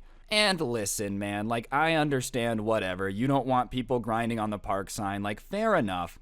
But at the bare minimum, you could have just walked up to us and asked us to stop doing it, and we probably would have gone, fair enough, and stopped. But instead, this lady, like, walks up, sits on the sign, doesn't acknowledge us, is, you know, just kind of staring up in the air. And so one of my friends who was about to do a trick goes, "Excuse me, ma'am, excuse me," and she just ignores us, right? She literally turns her body and looks the other way. And at this point, we're like, all right, now you're just being rude. We might be skaters. I understand that people give them like a bad rap, but like you don't need to ignore us and turn away and just sit. Like you're just being exceptionally rude. I don't know why you would expect us to be nice in this situation. So we end up walking over there to like stand in front of her, right? And we kind of start being like, "Hey, we're trying to skate this. Can you please move?" And every time we try to like walk in front of her and talk to her, she's turning her body. She's not getting up and walking away. Like we're not blocking her. She's just literally like doing a thing you do when you're a little kid and someone's talking to you and you don't want to look at them and you're just turning your head. So finally, we just kind of give up and we're like, all right, well, you know, if you don't want us to skate here, can you just tell us that? You know, like instead of just coming up and sitting here, like you could just tell us to leave. And at that point, she just gives us like the dirtiest look I've probably ever received in my life, man. If this look was a person, it would smell like rotting flesh. And she goes, "Do you think it's appropriate to be skating on this sign?" And, you know, all of us are like, yeah, I don't really see why it matters, because obviously we're skating the sign. Keep in mind, there was no signs within visible distance telling us not to either. Like, yeah, we all knew that, like, technically we weren't supposed to be doing it, okay, but we weren't really hurting anyone. So we say, yeah, we think it's fine. And she goes, well, I don't think it's appropriate, so you guys better get out of here, otherwise we're gonna have a problem. And at that point, I'm like, all right, let's just go. Let's just go. That's always been my, like, approach whenever someone gets mad at us for skating. I'm just like, let's just get out of here. It's not worth it. But a few of my friends, you know, were not necessarily on board with, like, just doing what she said. So they were like, no, we're not leaving. We have every right to be here. It's a park. And at that point, she's like, well, then I'm going to call the cops and, you know, I'm going to let them know that you guys think it's appropriate to skate on this sign. And one of my friends in his infinite wisdom in that moment did something you should never do. And he goes, do it. You won't. And there was really no reason for him to say that. All right. You don't need to dare somebody to call the cops. Like, it's just not something you need to do. And so she gets up and starts going to her car with her phone in her hand to make a phone call, right? And so me and a couple of my friends start going the other direction, but a few of them just kind of watch her. And she gets in her car, and at that point, we just decide to get out of there because we're like, whatever, whether or not she's pretending to call, I don't want to stick around and find out. So we've broken up into two groups at this point. And my group of like me and like 4 people is on one side of the street, and the other ones are skating down the side of the parking lot that her car is parked in. And one of them had a slushy. And for whatever reason, I don't know if it was anger or just annoyance, the kid with the slushy just decides to throw it at the car, right? The Karen's car. And at that point, the window rolls down and you just hear, "They're assaulting me, they're vandalizing my car, get over here, I'm at this park, da-da-da-da-da." And this park happens to be just like a little bit away from this spot where, you know, we know that like cops tend to hang out. and we hear sirens, right? And we're like, ah, crap, dude, we got to get out of here. So we look at the group of people that just like threw the slushy that has now gotten us into the situation that we didn't need to be in. They look at us, and all of us look at this neighborhood to our left. There's like a residential suburban neighborhood. So we all just dip into this neighborhood as fast as humanly possible. And as we're like skating through this neighborhood, you know, I'm thinking in my mind, like, I'm so annoyed right now, bro. You did not need to throw that slushy. Obviously, the woman was in the wrong, but like, we could have talked about it later. Now she's freaking out. We don't know what she's told everybody. And, you know, we can't really hear the sirens. Like, we hear it vaguely, like, far away, but we're just kind of getting through this neighborhood. And it's one of those situations where your adrenaline's pumping and you're just, like, moving faster than you ever thought is possible. Dude, I'm skating down hills without speed wobbles. I didn't know I could. And finally, like, we're getting near the end of this neighborhood where we're going to come out onto a main road. And we come around the corner onto the main road. And when we come around the corner, there's a cop car driving this way. So, like, he drives past us as we're going the other way. And when he gets past us, we see him get like a look in his eyes, and he goes to do a U-turn. So we cut into a different entrance into this neighborhood. And at this point, we're like, well, they know we're in here, so we can't keep running on the roads. So we just start kind of like jumping into people's yards and like jumping into another yard, bro. I really felt like Ferris Bueller in the end of that, the movie where he's like going through people's backyards. And finally, you know, we jump over this one fence and we're back on a road and we're running. And at the time, it's probably like the early 2010s, like 2014, 2015. And for those of you that don't know, in 2008, Vegas just got like obliterated by that recession, dude. And so we had a bunch of foreclosed houses. And if you like know a house is foreclosed on and no one's there, because they take blue tape and a white paper and they like tape it on the garage. And it's like, don't come over here, you know? And we're running through the neighborhood and I see it and I go, no one lives there. Let's hide in that backyard. So we all run and we jump into this backyard. And like at this point, I'm sure no one's even looking for us. I'll be honest. It probably was not at the top of the priority list, but in our mind in that moment, we're sure they're like hunting us down, right? So we're in this backyard, like, hiding, and we don't move for 3 hours. Everyone's tense. Everyone's, like, freaking out. You know, no one wants to be the first guy to get out of there. And finally, we're like, all right, well, there's no way they're still looking for us. Obviously, they might be looking for, like, a group of kids with skateboards. So let's leave our skateboards here, and we'll all, like, walk somewhere else, right? So we hide our skateboards in the backyard of this foreclosed house because we know no one's going to be there. And we all start to just walk out of this neighborhood. And just a reminder, if you use code Scrubby at the G Fuel checkout, it is a discount of 30% for the next couple days. 10% after that, so use code Scrubby at the G Fuel checkout. And yeah, I'll shut up. Enjoy the rest of the video. Thank you. All right, so Karen is screaming at him, and security comes over and obviously has a lot to take in there. But as they're walking up and like starting to watch the scene, the Karen throws herself onto Kevin. Like, she throws her body weight into him and then looks at the security guard and starts screaming, help, he's attacking me, he's attacking me, he's attacking me. And I think she thought in her head that it would make Kevin look insane, but the only problem is she had done it when, like, they were too close and very obviously saw what was going on. So now security's kind of got the eyebrow raised, bro. She acting kind of sus, imposter among us. Jesus Christ, that was bad. I'm really sorry you guys had to hear that. Anyways, so they separate them and obviously are kind of like, I don't know what the hell's happening. And as they separate them just like in this little area, the Karen is not coming down. She's screaming about how he's a stalker and he has videos of them and he has to delete the footage right now, otherwise she's calling the police. She's freaking out because she understands that, you know, if this kid manages to keep that video, the chances of her ever winning this lawsuit that she's like faked this injury for is slim to none. So she's just trying to like freak out and make the security guards just have him delete it really quick just to have this done with. The only problem is because the security guards had kind of walked up and witnessed this, her like throwing herself onto him, they don't really buy it. And even then, she's still screaming and swearing and going ballistic in the middle of the trampoline park, so they actually have to like take them out of the main floor. So they take the Karen to one room, they take Kevin to the other room, and Kevin is sitting in this room alone for 20 minutes. And after 20 minutes, these security guards come in, and they just look exhausted, bro. They look like they just tried to fight a wildebeest. They look like, you know, they tried to get in the way of one of the property brothers in a remodeled kitchen. It is just a situation that you do not want to be in. They look like they just fought the devil. And they ask him if he's been stalking this woman for weeks, and obviously Kevin goes, no, you know. And in fact, he starts giggling, and he explains the situation. And I don't know know if it was just the stress or the relief of catching this woman being here, but he explains to the guards like everything from the car accident to him suing his mom, all of it. And the guards kind of realize what's going on and kind of, don't question it much, and they realize, yeah, that makes sense, which is wild to me.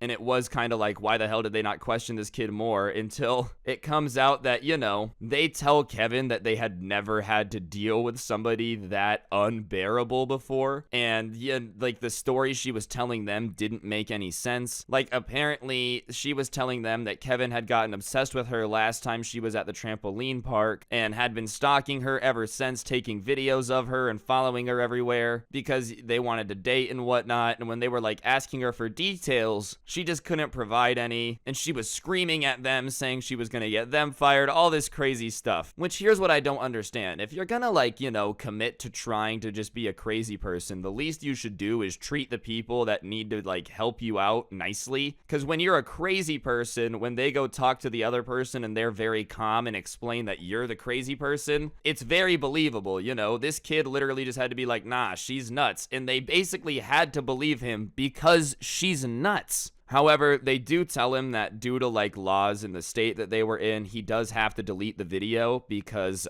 you can't record people and whatnot. And the Karen was going to freak out and call the police unless they got him to delete the video. But they were going to leave him alone for 5 minutes, and as long as the video wasn't on his phone when they came back, it was okay. And, they didn't explicitly say wink, wink, nudge, nudge, in these 5 minutes, you should 100% send this video to somebody else so that way your family avoids the lawsuit. We're leaving so we have no legal liability and we can't tell you to do it, but you should do it. One of those situations. So they leave the room and he immediately whips out his phone, sends it to his mom right away and his dad and his siblings just in case, and then deletes those messages and walks out. And, the Karen is standing there with her arms crossed, looking all dignified as if she's winning this. When they do the arm cross foot tap thing, you thought you won? And obviously, the Karen is looking all smug, and she takes his phone and starts looking through it, and she doesn't see the video. And when she doesn't see the video, she starts smiling all smugly and looks at him and says, "What are you gonna do now, huh?" And Kevin is just kind of sitting there like, "I don't know." And then the daughter, the one that had faked the back injury as soon as the phone call at the car accident had happened, pulls out her phone and starts filming Kevin, saying that he's a weirdo stalker and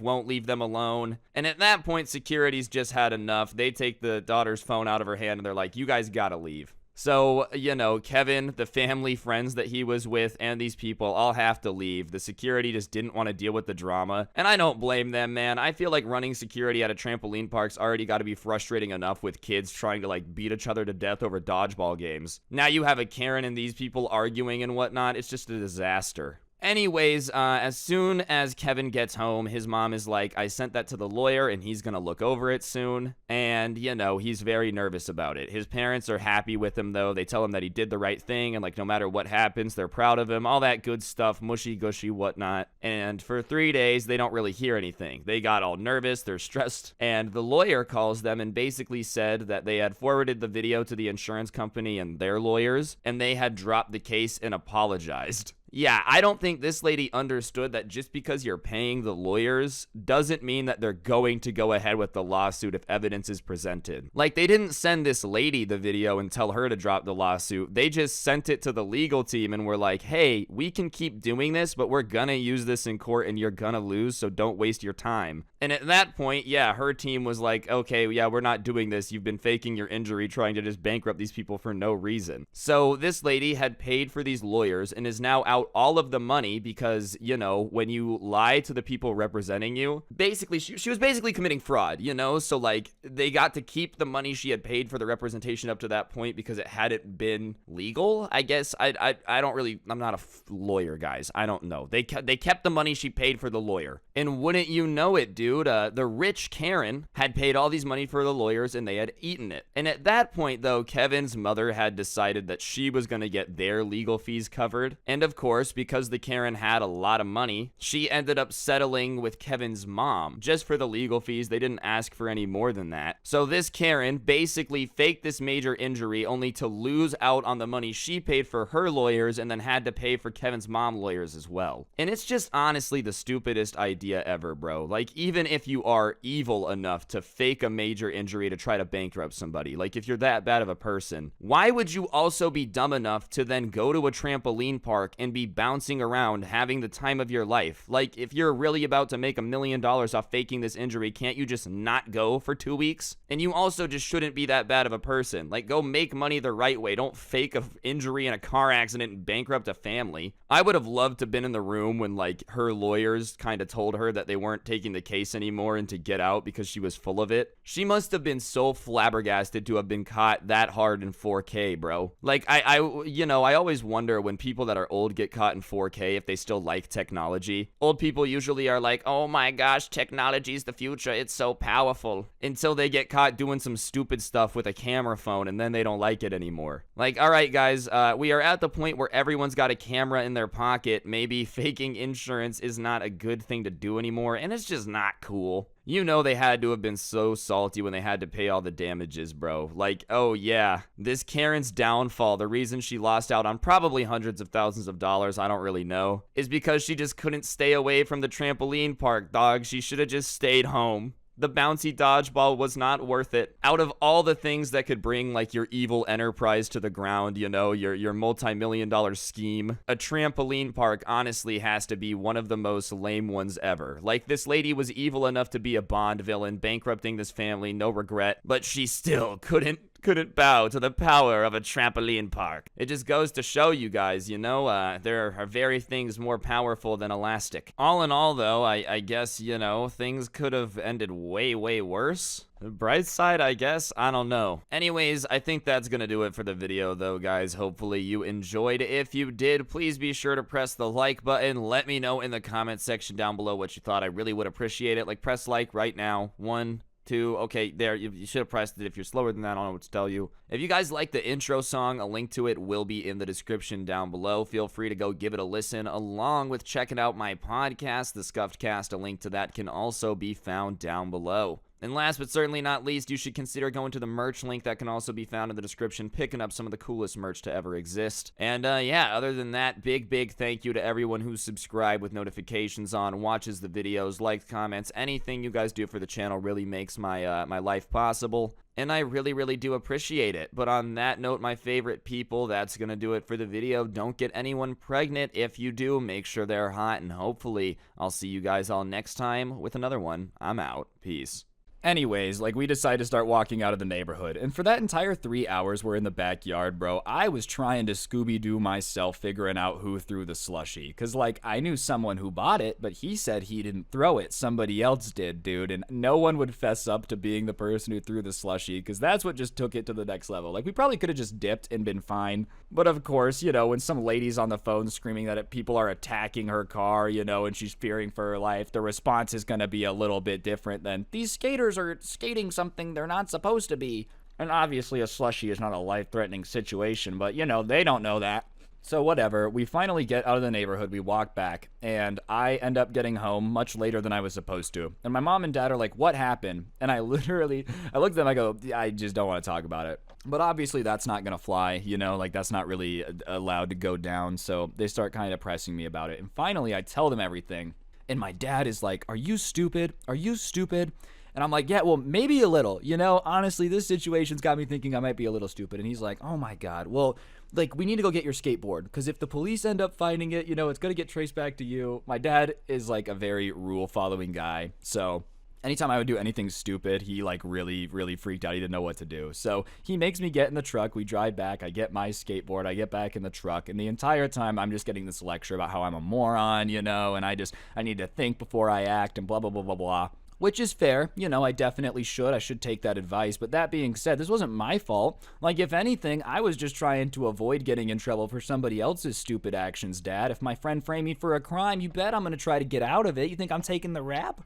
Anyways, obviously I got in trouble for a bit, ended up getting grounded, but all in all, pretty cool story. Like, in the moment when you're hiding in the backyard for 3 hours, it does not feel fun, dude. Like, any slight noise or car driving by, we just assumed they had, like, found us somehow, you know? One of my friends in the backyard was paranoid that they were going to bring out the helicopters. And I was like, bro, they're not going to get the helicopters out for this. I promise you. It's not that deep. Yeah, all in all, though, I would recommend, if you're skating, somebody kicks you out, it's better to just roll with it and be nice than get yourself in a situation where you've got to be, like, hiding in a backyard. It's just not a very good time. Regardless, though, I figured I would share this with y'all to see if you would enjoy it. And if you did, then you should do me a favor, scroll down there, press the like button. It really helps the video do better. And while you're there, comment something, too. Just anything. It's cool. Other than that, if you guys enjoyed the video and you like the intro song, a link to it can be found down below, along with the link to my podcast, The Scuffed Cast, or, of course, you could use code SCRUBBY at the G Fuel checkout. You get a discount on G Fuel. It helps me out, so literally everybody is a winner. And, yeah, last but certainly not least, I went ahead and put a bunch of my story times up on Spotify, so if you're looking at your screen now, it's pretty cool. I'll put a link in the top of the description. Feel free to go give those a listen, save them for when you're offline, traveling, whatever. People just ask me to do it more. But, yeah, on that note, guys, that'll do it for the video. Make sure to like, comment, subscribe, all that good stuff. But on that note, don't get anyone pregnant. If you do, make sure they're hot, and hopefully I will see each and every single one of you guys tomorrow with another video. I'm out. Peace. What's going on, guys? It's your boy Scrub here, back again with another video. Hope you guys are having a great day. I know I am. And today I've got a story time for y'all that I think you're going to enjoy, about a time I watched a Karen just get absolutely 720 no-scoped by a manager that just was not going to take it anymore. But, yeah, regardless, I figured it would be a story time y'all are really going to enjoy, so that's what we're going to be talking about today. And without further ado, let's get into it. But before we do, be sure to press the like button. Otherwise, no joke, no scam. You are going to be attacked by a Karen next time you're out in public, and trust me, you don't want that to happen. And, yeah, on that note, let's go. Get quiet now. Lay low when you reach zone. Pipe down. Make an out, stack the bread. 'Cause Alright guys, so thankfully this was not something I witnessed while I was a worker at an establishment. Rather, I was just a customer, but about 2 weeks ago now, I ended up needing to go to this fried chicken place near my house and get myself a little bit of their delicious sauce. Whatever, I'll just say where I'm going, it doesn't matter. I was going to Cane's. It literally does not matter to the story. This could be any fast food restaurant. But for those of you that don't know, currently fast food restaurants are having a huge issue with labor shortages. Basically, a bunch of people are like, nah, I don't want to be a fry cook for what you're going to pay me, so naturally the lines are a little bit longer, things take a little bit longer, they're out of some stuff because of other shortages, things just aren't necessarily moving like a well-oiled machine right now. And usually I Uber Eats or I drive through, like, I'm just not a big fan of going in. If I'm gonna get fast food, I might as well commit to being lazy, you know what I mean? But for whatever reason, I'm inside, and I'm standing in line, and it's a pretty long line, and I'm just minding my business. I'm just looking at my phone. I was reading something on Reddit, and as I'm sitting there minding my business, I hear, voices getting raised in front of me, and I look up, and it's like this poor kid couldn't have been older than 16 and a half. Like, this was a young kid. He just looked like it. No fault of his own. Kind of looked like, remember the kid that made the Pokemon Go song, like, a long time ago? Kind of looked like that kid, just kind of working, doing his thing behind the register. And he's standing there trying to, explain what he's doing. And on the other side of him is this very, very large man and his wife. And I don't mean large in terms of, Dwayne "The Rock" Johnson scary. I mean large as in the other type, not that it matters, but his wife is standing there looking at him like a Karen as well. And both of them are yelling at this poor kid standing there at the cash register just trying to explain that, they're out of something and it's not his fault. And I don't know what they're out of, and frankly, it doesn't really matter, dude. It's not the cashier's fault that the restaurant is out of something. But for whatever reason, these people start yelling. They're like, we know that you're not out of it because 2 hours ago, someone came here in our neighborhood and they got it. So we know you're not out of it. Stop lying to us. Why will you not let us buy this? We're trying to give you our money. You're an idiot. You're so stupid. No wonder you're a cashier at a fast food restaurant. Just all horrible types of insults, basically saying that this kid is a moron because they're out of something. And usually in these situations, the crowd speaks up, everybody kind of starts yelling at the people and they back down, but we didn't even have time to react. They were yelling at him for probably about 30 seconds, and then I see this older gentleman walk over and get himself between the cash register and the kid, and these two people that are going Karen mode, And he says, excuse me, is there a problem here? You don't need to be yelling at my workers like that. And I pretty quickly realize, all right, this is either the manager, the owner of the franchise, someone that has some power here. And, you know, the two Karen people get this, like, smug sounding voice on. I couldn't really see their faces very well, but they're like, oh, finally someone that actually has the ability to do something right around here. You must be the manager. And the manager is like, yeah, I am, but once again, you don't need to talk like that about my employees. That's unnecessary. How can I help you? And the guy starts to explain that, you know, about 2 hours ago, one of their neighbors had come down here and gotten this special type of Frosty or whatever, and they wanted to come get it because he had a sip of it and he thought it was delicious, so they drove all the way down here for it, and now your stupid worker, and he says that, is telling me that you guys don't have any of it. And the manager gets this look on his face that I can only assume was like, I can't believe people like this exist. Because he says, well, you know, I don't know if he told you, but we are now out of everything that we used to make that particular item, so we can't do that. And on top of that, he's not stupid for letting you know that. He's doing his job. What, would you rather him have rang you up and then not given you the item? And that's really what I didn't understand either, bro. Like, they're out of it. The kid says that you're out of it, right? So you're not listening to him. You're just ignoring him. You're assuming he's a moron who's hiding the secret Slurpee from you because you really want it. Why he would do that, I don't know. But what would you have preferred he do other than tell you it's not in stock? Would you rather him have charged you for it and then you just never get it? Is that what you would wanted? Do you want to swipe your card for it so that way you get the mental image that the Frosty's going to be coming, but then when your food comes, it's just not there? Because if you're willing to pay $7 to imagine things, then like, bro, I'm going to start a new business where I serve people imaginary food, and these will be my #1 customers. Anyways, obviously they don't like that, and they're like, well, there's no reason for you to be rude, you know, your employee did a horrible job of explaining it, and that's not our fault, and the manager cuts them off before they can even explain it, and he goes, ma'am, I've been listening to the interaction, and I can tell that you and your husband started berating this child the second he told you there was nothing that we could do about it. You didn't give him a chance to explain. You didn't ask any questions to understand better. You just assumed that he was stupid and lying to you. And I promise you that we're not keeping secret stuff in the back to hide away from specifically you. Because that's what, dude, like whenever I worked at a grocery store, people would do that all the time. I would say that we were out of something and they would be like, no, you're not. Yeah, you're right, dude. We're not. I am just purposely going out of my way to tell as many people as possible trying to spend money here that we don't have anything in stock because that's my secret plan. Like, do you think the store got together and agreed that we're going to have this item, keep it exclusively in the back, and, like, just not give it to you? We have specific orders not to sell it to you. Anyways, at that point, dude, both Karen and her husband here are getting a little bit more worked up. The Karen dad, I'm going to call him Darren, is just screaming at this point. He's like, I've never been treated so poorly in customer service in my entire life, and, you know, I'm going to get you guys fired. What's your numbers? I'm calling corporate, blah, blah, blah, blah, blah.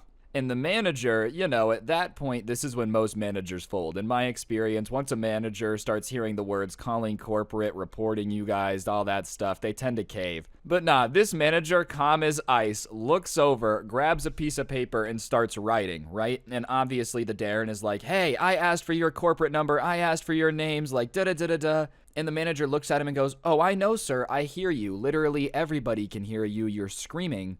I'm writing it down for you so that way you can't lose it and you can make sure that you call and pass along this information that you were screaming at somebody and then when the manager intervened, you got angry, or you can pass that along. Just doing it in the classiest way, dude. If you ever want to know how to win against somebody that's just being unreasonable, you just be overly reasonable and overly nice. This guy started asking for the corporate number and all the employee stuff because he expected everybody to back down and start kissing his ass, dude, and be like, oh no, please don't call, please don't get me fired, pretty please. The fact that this dude just like started writing down the corporate number, writing down his name was such a power move. I don't think Darren knew how to react. And at that point, Darren is just stumped, so Karen jumps in and she starts being like, well, we can just forget that all of this ever happened. We don't need to call corporate, blah, blah, blah, blah, blah. Will you just give us some coupons for our troubles? And the manager is like, no, you're not getting coupons for not reporting me to corporate for something that I didn't do. And the Karen at that point literally puts her hands on her hips and she's like, well, we need something to make up for our bad experience here.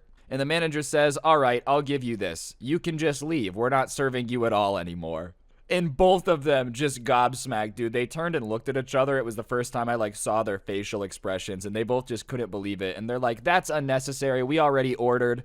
And he gets their receipt and he's like, no, here, I'll give you a refund. Gives them their money back and is like, please leave. And both of them start trying to argue and being like, you're gonna kick us out of here. Do you have any idea how many times we've come here and spent money? And the manager, dude, being an absolute hero, points at the line, which is huge. Like I said, it's a pretty long line. It's moving pretty slow, but like it's getting longer. And says, yeah, that's fine. All these people spend money too. You guys can leave. And just power played them, bro. 720 no-scoped them. They didn't know what to do. Wait, you're telling me that you're not gonna bow down, give me free stuff after I said I'm a customer? What do you mean? Alright guys, I'm gonna interrupt the video for just 1 second. If you take a look on your screen now, you'll see a gift card code. For those of you that don't know, I give one of these away in every single video I post here on the channel as a way to say thank you to you guys for subscribing and turning on those notifications. So if you haven't already, you should. And while you're at it, press the like button and comment down below. It helps me out and it'd mean a lot. And thanks. I'll shut up and get back to the video. Bye. Anyways, they're stunned, but before they leave, they of course got to try to get the last word. It's just in their DNA. And he starts going off on the manager that you need to learn manners. You don't need to be rude. You don't need to talk to customers like this. Blah, blah, blah, blah, blah. You're no one to tell me what to do. Just kind of trying to be like, well, you shut up one last time, right? And the manager, I don't recommend saying anything like this, okay? I'm gonna say this was mean, but you have to remember that the Darren has been screaming at this guy for multiple minutes now, degrading him, saying he's a moron, saying he needs to do all these things differently, telling him how to do his job, saying he's a loser for being the manager of a fast food restaurant. He's just going in trying to make this guy feel horrible. And so the manager turns and looks at him and says, as I said, you can leave. And if we're going to be talking about stuff that we shouldn't be doing, I don't think you need any more fried chicken, so what I'm doing is good for you. And he just turns around and walks back to, like, the drive-thru line.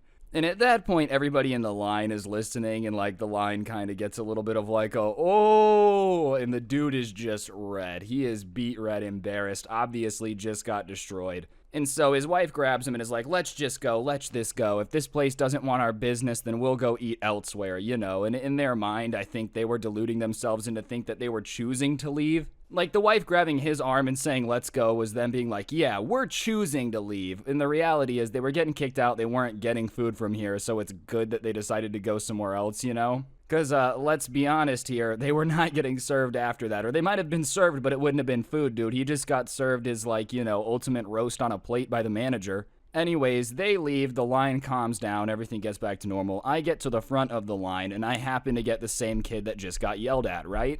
And here's what I don't understand, bro. Like, I'm a pretty patient person when it comes to workers, so I'm expecting this kid to have been awful at his job. I'm like, you know, these people were freaking out, they were doing awful, and I'm not mean to him at all. I'm just expecting maybe he, like, talks really quietly, maybe he doesn't communicate clearly, maybe something. No, the kid honestly was fantastic at his job, bro. Communicated things clearly. I asked what he would recommend. He gave me a recommendation that was good. Like, I really don't understand how these people could have gotten mad at this dude. He knew a lot about the menu, bro. He didn't mumble. He wasn't talking quietly. Like, I really don't understand how in the world, out of any worker they could have gotten mad at, it was this guy. It just makes no sense to me. Like, really and truthfully, dude, you would have think there would have had to have been at least some reason for them to get pissed off at the kid, but no, he was just great at his job. I do have to give credit to the manager, though. I think part of the reason we're having such a big work shortage when it comes to, like, you know, minimum wage restaurants, that type of stuff, is who wants to deal with this stuff for, like, you know, $8 an hour? I don't know about y'all, my Karen stories are great, don't get it twisted, but, you know, if I could go back and not have been yelled at by so many angry people, I probably would. I think managers like this, though, standing up for the customer, not doing the whole, oh, the customer's always right thing, deserve a medal, dude, because that's more rare. Most of my managers would have sold me down the river without even considering what it was going to be like.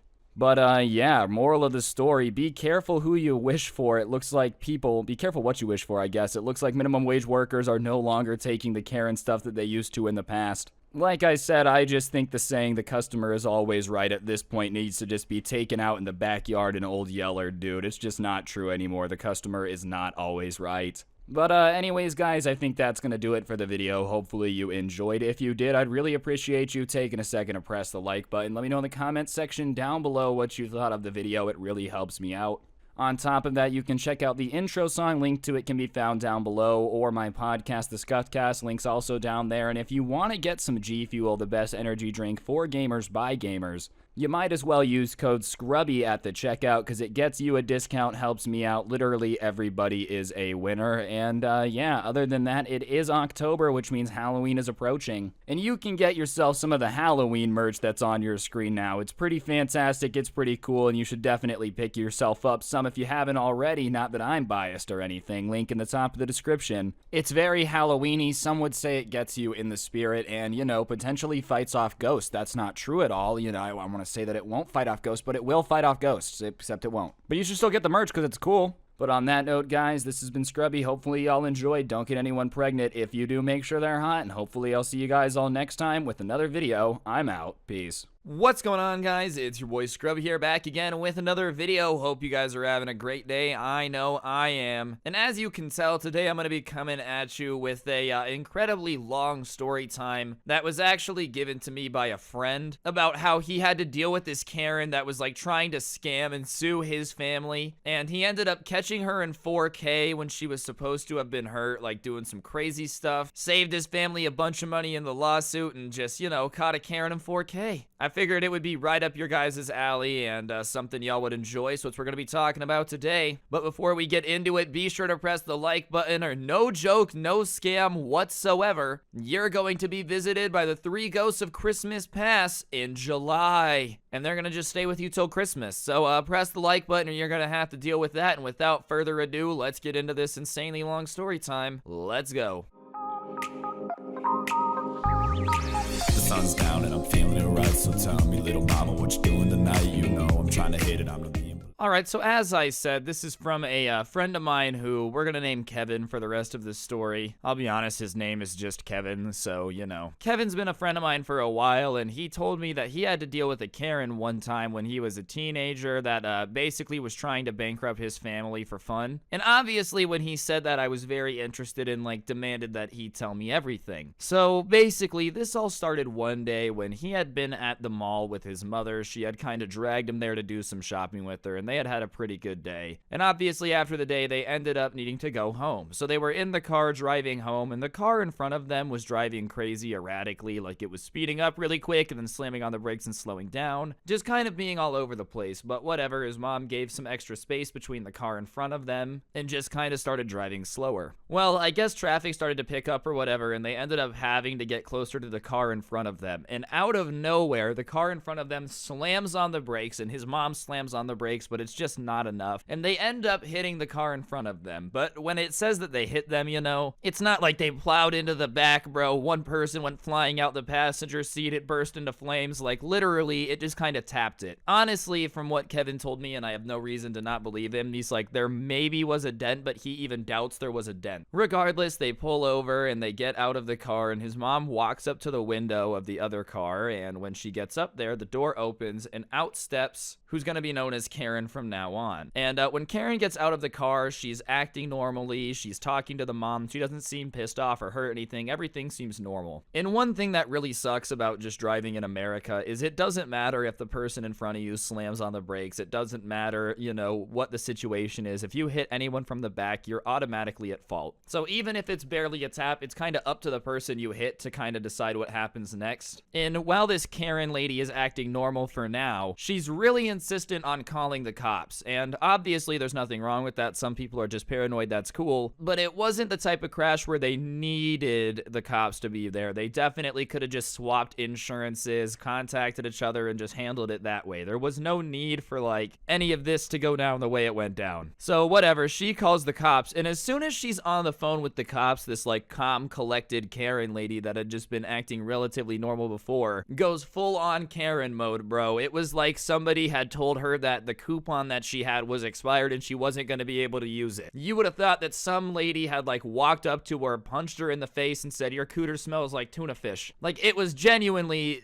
as if something had just flipped in her head. She starts screaming on the phone with the police that she had been rear-ended by a lunatic who was threatening her and trying to flee the scene, and that, you know, they were trying to escape and she had somehow managed to block their car and so they couldn't get out of there. And obviously Kevin and his mom are just sitting there flabbergasted flabbergasted because they hadn't come at her like a lunatic. They weren't trying to flee the scene, and her car wasn't even blocking them in. Like, they could have gotten in and driven away if they wanted to. And so they're just kind of standing there in shock, not knowing what to do, while this Karen lady is just screaming at the cops that, you know, it's all their fault and they went crazy and caused this giant accident and are trying to leave right now. And as soon as she's kind of going off to the cops and finishes the little tirade about how crazy everybody's being, her daughter, which had been in the passenger seat, starts screaming about how her back is killing her and it just hurts so bad and her back is hurting her so bad. And listen, I understand that obviously when you've been in a car accident, your back can hurt. I'm not doubting that at all. But at this point, they've been out of the cars for maybe about 5 minutes, and the daughter hadn't said a single word. In fact, she hadn't looked any of them in the eye, like Kevin or his mom. But now, as soon as there's people on the phone, her back is killing her, she can barely walk, and she had gotten out of the car and walked over to the side of the road just fine. But now, all of a sudden, she's like, I'm dying, my injuries are unsustainable. And then the Karen doesn't, like, you know, explain that she needs police there immediately or anything, or explain that it's an accident. She just hangs up. So obviously, all this operator has heard is pure chaos, car accident, someone screaming they can't feel their legs, like,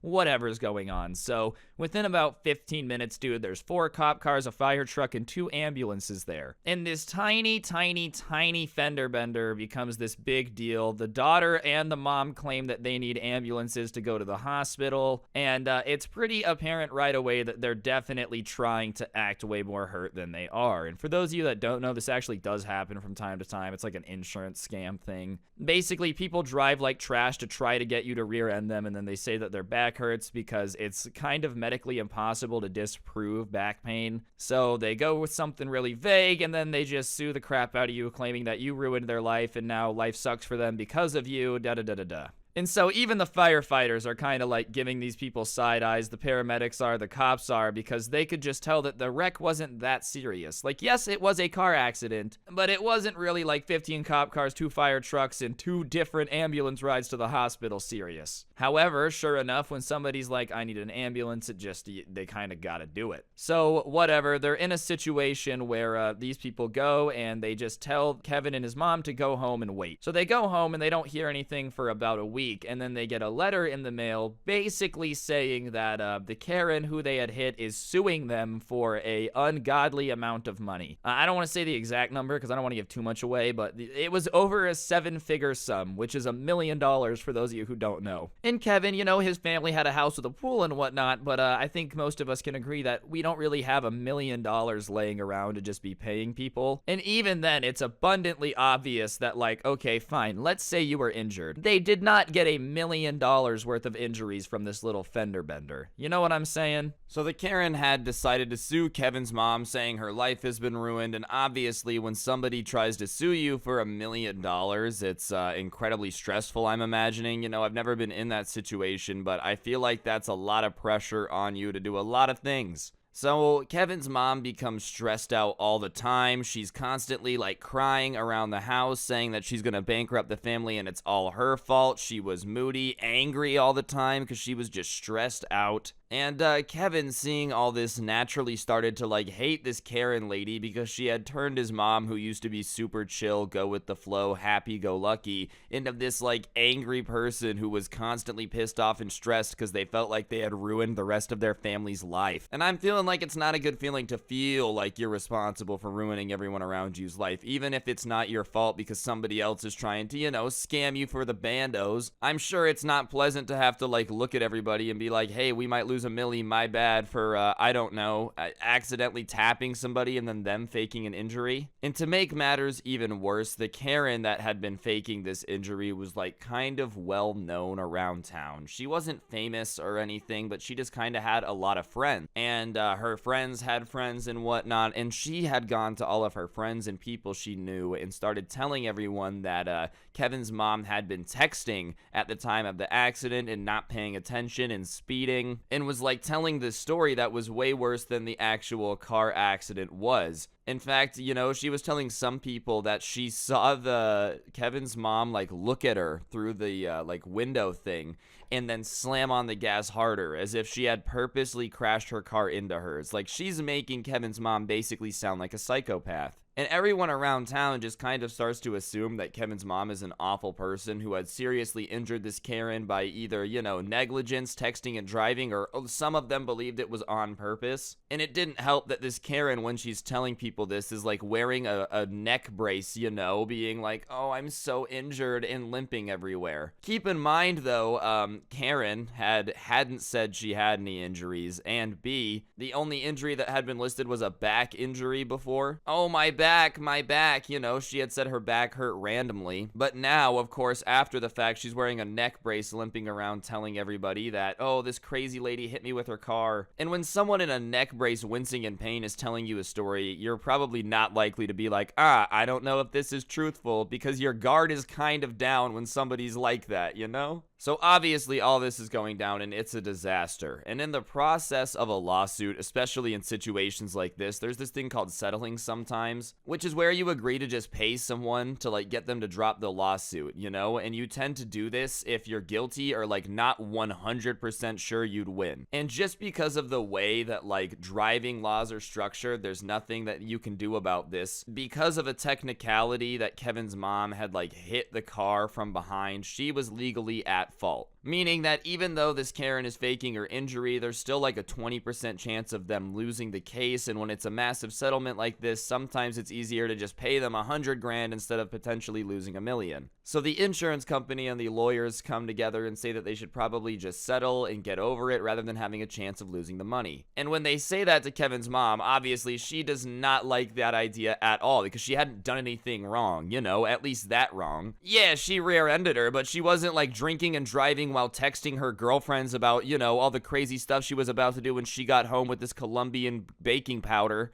Driving recklessly like I am in this gameplay. No, it's like a soccer mom accidentally tapping somebody with the car, and now they're basically saying that she's gonna have to settle. So, whatever, they are going back and forth, and they say she has a week to think about it. They say that you have a week before, we really have to go back and offer them anything, so just think about it. So, for that week, obviously, the family is just kind of having a lot of discussions about what they should do and talking about it, and the parents are trying to hide it, but they don't do a very good job. Y'all know how it is. But along the way, it's a lot of stress in the house. Everybody's kind of freaking out. So his parents decide to send him with some family friends to go to a trampoline park a town over because they were going to go, and they thought it would just kind of help him get his mind off of things. Now, this town was about an hour away, so I guess it was like far enough away from where they were from that people didn't really worry about being recognized. It kind of felt like you were like out of your hometown. And that'll be important later, but whatever. That day, they get into this car, they pull into the parking lot of this trampoline park and go in. And obviously, Kevin is,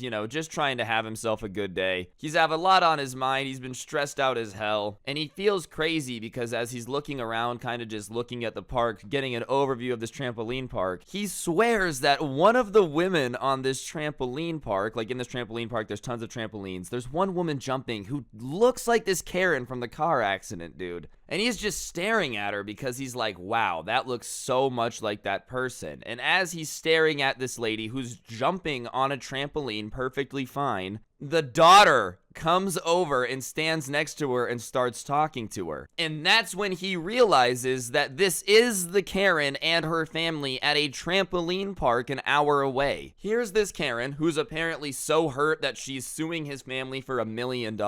She's so injured that she has to bankrupt his entire family at a trampoline park jumping up and down like nothing is wrong, bro. And so he's just watching for a bit, and then he decides that he's gonna get some evidence. So he pulls out his phone and just kind of starts filming them and starts walking over. And the entire time that he's filming them and walking towards them, bro, they're just jumping up and down on the trampoline, bouncing, having themselves a grand old time, man. Which is wild considering, yeah, these are the two people that also have such intense medical injuries that they simply are going to need an endless supply of money. And as he's going over there, bro, at one point, like, the mom does a backflip and crazy for a back injury. And as he's walking towards him, it takes about a minute to get over there. And now he's kind of near them, still filming them, having the time of their lives on this. And that's when the daughter turns and sees him and goes, "Oh my God, why are you filming us?" And the Karen hadn't turned yet, and she turns, and as soon as she sees the kid, and, the daughter didn't really recognize who it was, but you could tell in the eyes of the Karen when she turned and saw that it was the kid of the woman they were suing, the look on her face was as if she had just seen a ghost that was like about to knock her out, dog. I don't know if you guys watched the UFC fight last night with Usman, but yeah, he's getting like knocked out was the amount of fear in her eyes. And as soon as the Karen realizes it's the son of the woman that she's suing, she starts screaming bloody murder in the middle of this trampoline park, bro. She's saying he's a stalker who's filming them to use for dirty websites. She's saying that, you know, he's been following them all day and he's a weirdo. Like, just screaming basically everything that she can to try to get people to preemptively think that this kid is a scumbag. And obviously, when you're in the middle of like a family fun center trampoline park thing and somebody starts screaming about like, oh my god, this is a stalker, security comes over pretty quick. It's not crazy intense security, it's like mall cop security, but they come over pretty quick, and obviously it's one hell of a scene. It's very confusing.